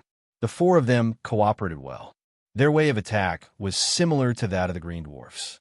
They relied on their horrifying speed and the hooks in their hands to launch sneak attacks. Once they missed, they would retreat immediately. Each of them had 2 black hooks in their hands. The hooks were very sharp and glinted coldly. If one was hooked, a piece of flesh would be gone. Hunchback Tian carried a long and narrow golden saber and waved it around. Every now and then, he would release Xian energy trying to hit the girls. It was a pity that the girls' perception was even better than their speed. Their footwork was amazing as well. They would change their paths suddenly, so Hunchback Tian could not locate them. Hunchback Tian could not do anything to the 4, nor could he get away. The 4 of them could not kill Hunchback Tian either. They had to keep moving around him and attacking. Luli looked away after a while. He fixed his eyes on the little girl at the peak of the mountain. Even though the girl was wearing coarse hemp clothes like the 4 girls, she had a gem necklace on her neck and bracelets on her hands. She was arrogant. Clearly, she had a high status. Luli thought quickly. In the time for a few breaths, he made up his mind. He had to help Hunchback Tian. Otherwise, if Hunchback Tian died, he would not survive either. There were 2 ways to help Hunchback Tian. The first was to help him attack the 4 girls, and the second was to capture the little girl at the peak of the mountain. He chose the latter. Little girls were easier to deal with. He didn't want to kill the little girl. He just wanted to take her as a hostage to threaten the 4 girls. "Get that little girl," he ordered the 3 green dwarfs behind him. He rushed forward like a cheetah with his mighty heaven halberd in his hand. "You, an ant, want to shake the sky?" Seeing the 3 green dwarfs and Luli running towards her, the little girl was not scared at all. Instead, she mocked. The 4 girls fighting against Hunchback Tian looked over. They didn't mind at all and continued to fight Hunchback Tian. Whoosh! The 3 green dwarfs turned into a gust of wind and rushed to the top of the mountain. A pair of golden hooks appeared in the hands of the beautiful little girl. Her body lit up with a green light, and she turned into a gust of wind and floated over. When she approached the first green dwarf, the necklace and bracelet on the little girl's neck lit up. Her speed suddenly skyrocketed, and she passed by a green dwarf. The hook slid across the green dwarf's lower abdomen. The green dwarf cried out in pain as a deep bloody mark appeared on its lower abdomen. Oh, Luli was shocked. This little girl was even faster than the other 4 girls. Moreover, this little girl's hook was different from the other 4 girls' hooks. It was golden in color and was shining brightly. It was comparable to a powerful, profound level weapon. Whoosh! Luli was stunned, but the little girl was not. She moved around like a gust of wind. Every time she passed by the green dwarfs, she would leave some bloody marks on them. The green dwarfs had good defense. When they were attacked, their scales would appear. However, under the little girl's hooks, the green dwarfs were like tofu. She easily left some bloody marks on them. Green blood splattered everywhere. In the time for just a few breaths, the 3 green dwarfs all had several bloody marks on them. Hoy! If the little girl continued to attack, the three green dwarfs would be tortured to death. Luli had to do it himself. He mobilized his Xian power, swung his mighty heaven halberd, and swept at the little girl. Whoosh! When the mighty heaven halberd swept by, the little girl suddenly crouched down and dodged the mighty heaven halberd just in time. She rushed past Luli like a gust of wind, and her hook swept across Luli's lower abdomen. Crack, crack! Luli was wearing earth-grade armor, but some sparks came out. Luli looked down and was shocked. There was a crack on his armor. The earth-grade armor was broken easily. Hoi! He swung his halberd backhandedly, but he could not hit the little girl. He clearly saw that the little girl had just passed by him, but he could only hit an afterimage. When he turned around to look for the little girl, he heard a breeze behind him. He felt some cold air on his neck. Without hesitation, he swung his halberd behind him and rolled on the ground in front of him at the same time. Clank, clank! He dodged quickly. Sparks came out from the armor on his back, and a long and narrow crack appeared on the armor. That was not all. While Luli was rolling on the ground, he felt some cold air coming from his back. He had to keep rolling, but there were sparks on his back. He was attacked for 7 or 8 times in a row. Luckily, the green dwarfs rushed over and helped him deal with the first wave of attacks. Luli climbed up in embarrassment. He found that his armor was full of cracks. It was like a ragged robe, out of shape. Many places on his body were injured, and blood was flowing out. Luckily, the armor had absorbed much of the force, so the wounds were not deep. The armor was so tattered that it affected his movements. Luli simply took it off, only to find that the robe underneath was also ragged. There was a strange dragon pattern on his back. Because the robe on the back was torn, more than half of it was exposed. The animal tooth pendant on his neck was also revealed. However, he had no robe to change into. Since he was about to be killed, he couldn't care less. He clenched his teeth and shouted, burning blood. His muscles swelled up at a speed visible to the naked eye. His eyes turned silver, and the dragon pattern on his back glowed. He grabbed a healing pellet and swallowed it. The animal tooth pendant on his neck began to glow. At this moment of life and death, Luli had no choice but to reveal all his cards. If he still held back his strength, he would be cut open by the little girl in the next moment. Wah wah! A green dwarf in front of him had its neck turned into a bloody mark. The green dwarf cried out and fell to the ground, twitching. Blood gushed out from its mouth. Clearly, it could not make it. Kill! Luli no longer hesitated or worried. This little girl was too powerful. He could not treat her as a little girl.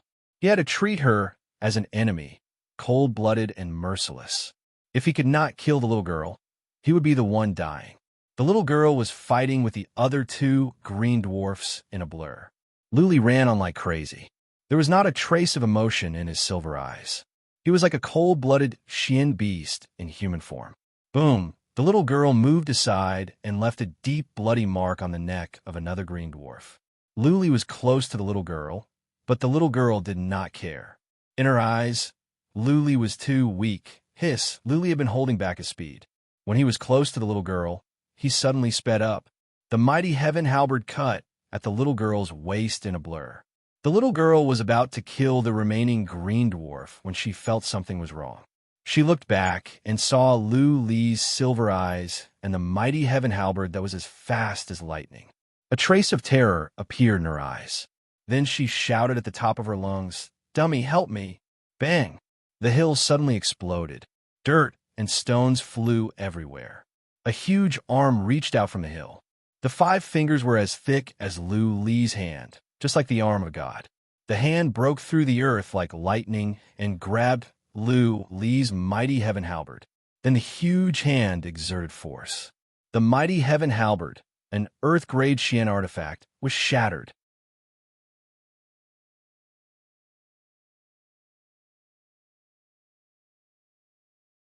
Chapter 147.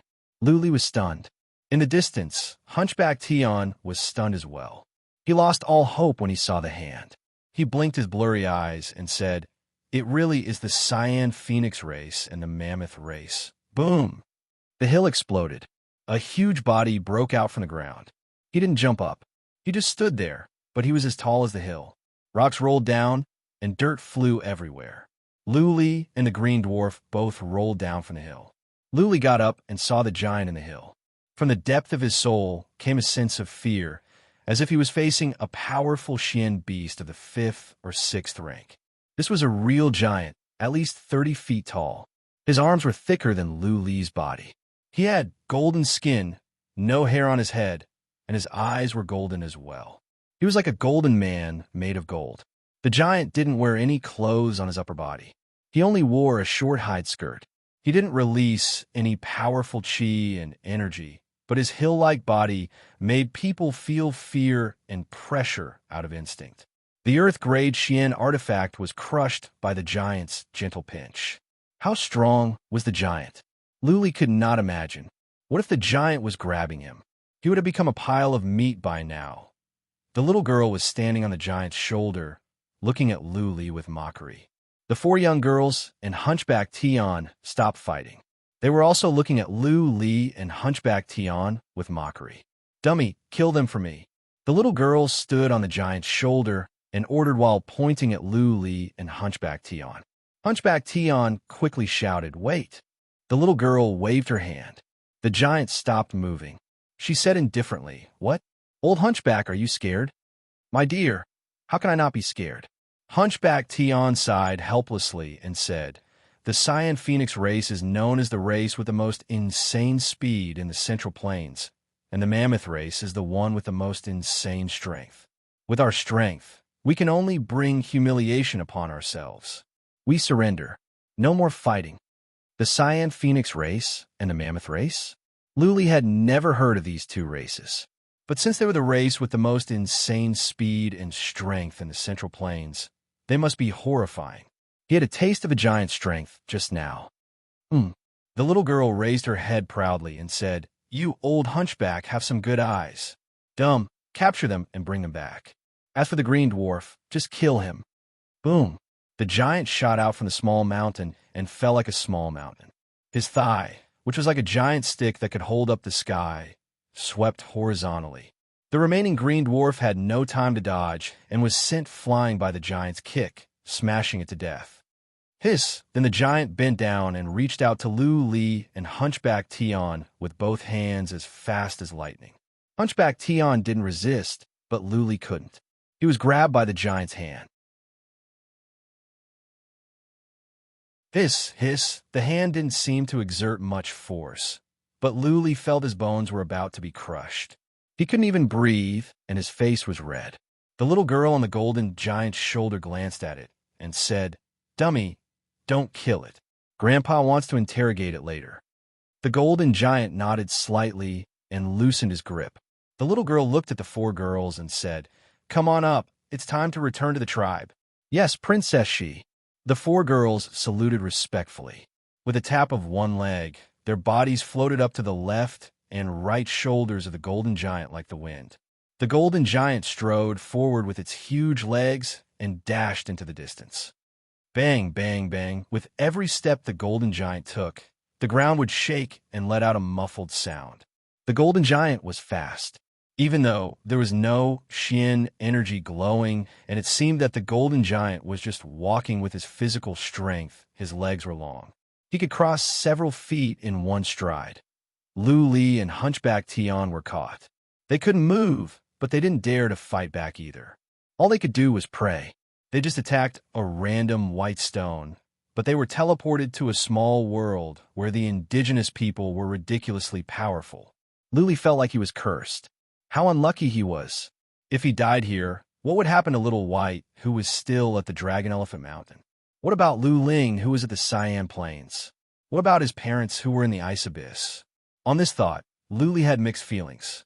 He didn't know what to feel. Hunchback Tian seemed to have accepted his fate. He hung his head down, and his eyes dimmed. He looked like he was ready to die. The golden giant ran madly, crossing thousands of mountains and valleys. After running for 3 hours, he arrived at the side of a large lake, where he stopped. Luli was in low spirits. The time of his bloodline skill 2 hours ago was up. Even though he had rested for 2 hours, he still felt weak.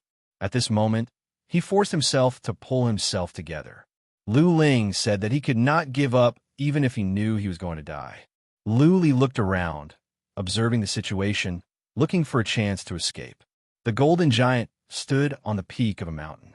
In the distance was a huge lake. At the foot of the mountain in front of the lake, Luli saw many wooden attics. There must be thousands of them. The attics were surrounded by luxuriant trees. The view of the tribe was wonderful, just like a paradise.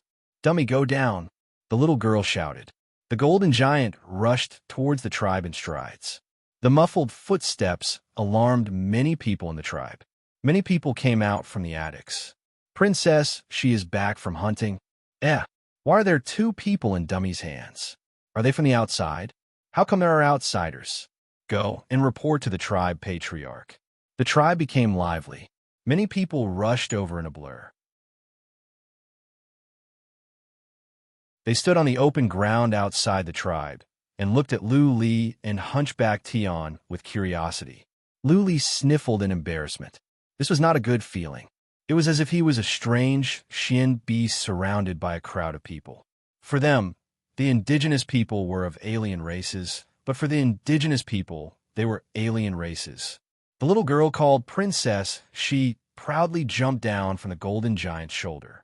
She pointed to Luli and Hunchback Tion and said, "These are my trophies. How about we cook them later?" The group of Cyan Phoenix race males and females were stunned.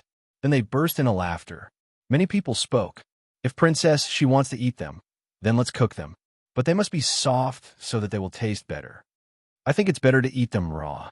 We can dip them in some sauce." No. Roast them. Take an iron spike and pierce it into the head. Sprinkle some cumin and sesame oil on it. It will be the best when the skin is burnt and the meat is crispy. I think we can stir-fry them. Luli and Hunchback Tion's hair stood on end. The Cyan Phoenix race liked to eat people. Eat them raw? Roast them? At the thought of being turned into a whole sheep and being roasted over a bonfire, Luli cursed again in his mind. Rustle, rustle, rustle, footsteps came from the tribe. Then a brown-haired old man walked out surrounded by a group of people. Hunchback Tion felt hopeless after a glance. He felt the 5 people in front of him were like dragons and elephants, giving him a feeling that he could not defeat them. He would only have this feeling when he was facing powerful warriors of the eternal realm. The brown-haired old man walked out with his men. He looked at the golden giant and said, "Put them down. Go back, dummy." The golden giant threw Luli and Hunchback Tion to the ground and ran towards the mountain. Luli and Hunchback Tion crawled up. They didn't dare to move. However, Luli secretly mobilized his Xian energy, ready for a desperate fight. The brown-haired old man glanced over to Luli. He was surprised when he saw the animal tooth pendant on Luli's neck. He looked at it carefully. Suddenly, his eyes lit up. His lips trembled, and he said in a trembling voice, "Young man, do you have a silver dragon mark on your back?" Luli got up as soon as he was thrown down. The old man did not see the silver dragon mark on Luli's back. He said in confusion, "Yes, there is one." "Why?" The old man trembled again. This time, it was not his lips that trembled, but his entire body. He looked at Luli with passion as if he was looking at a naked beauty. You're tuning into the Warrior Lore YouTube channel. Don't forget to subscribe and join us on this journey to catch the most captivating stories.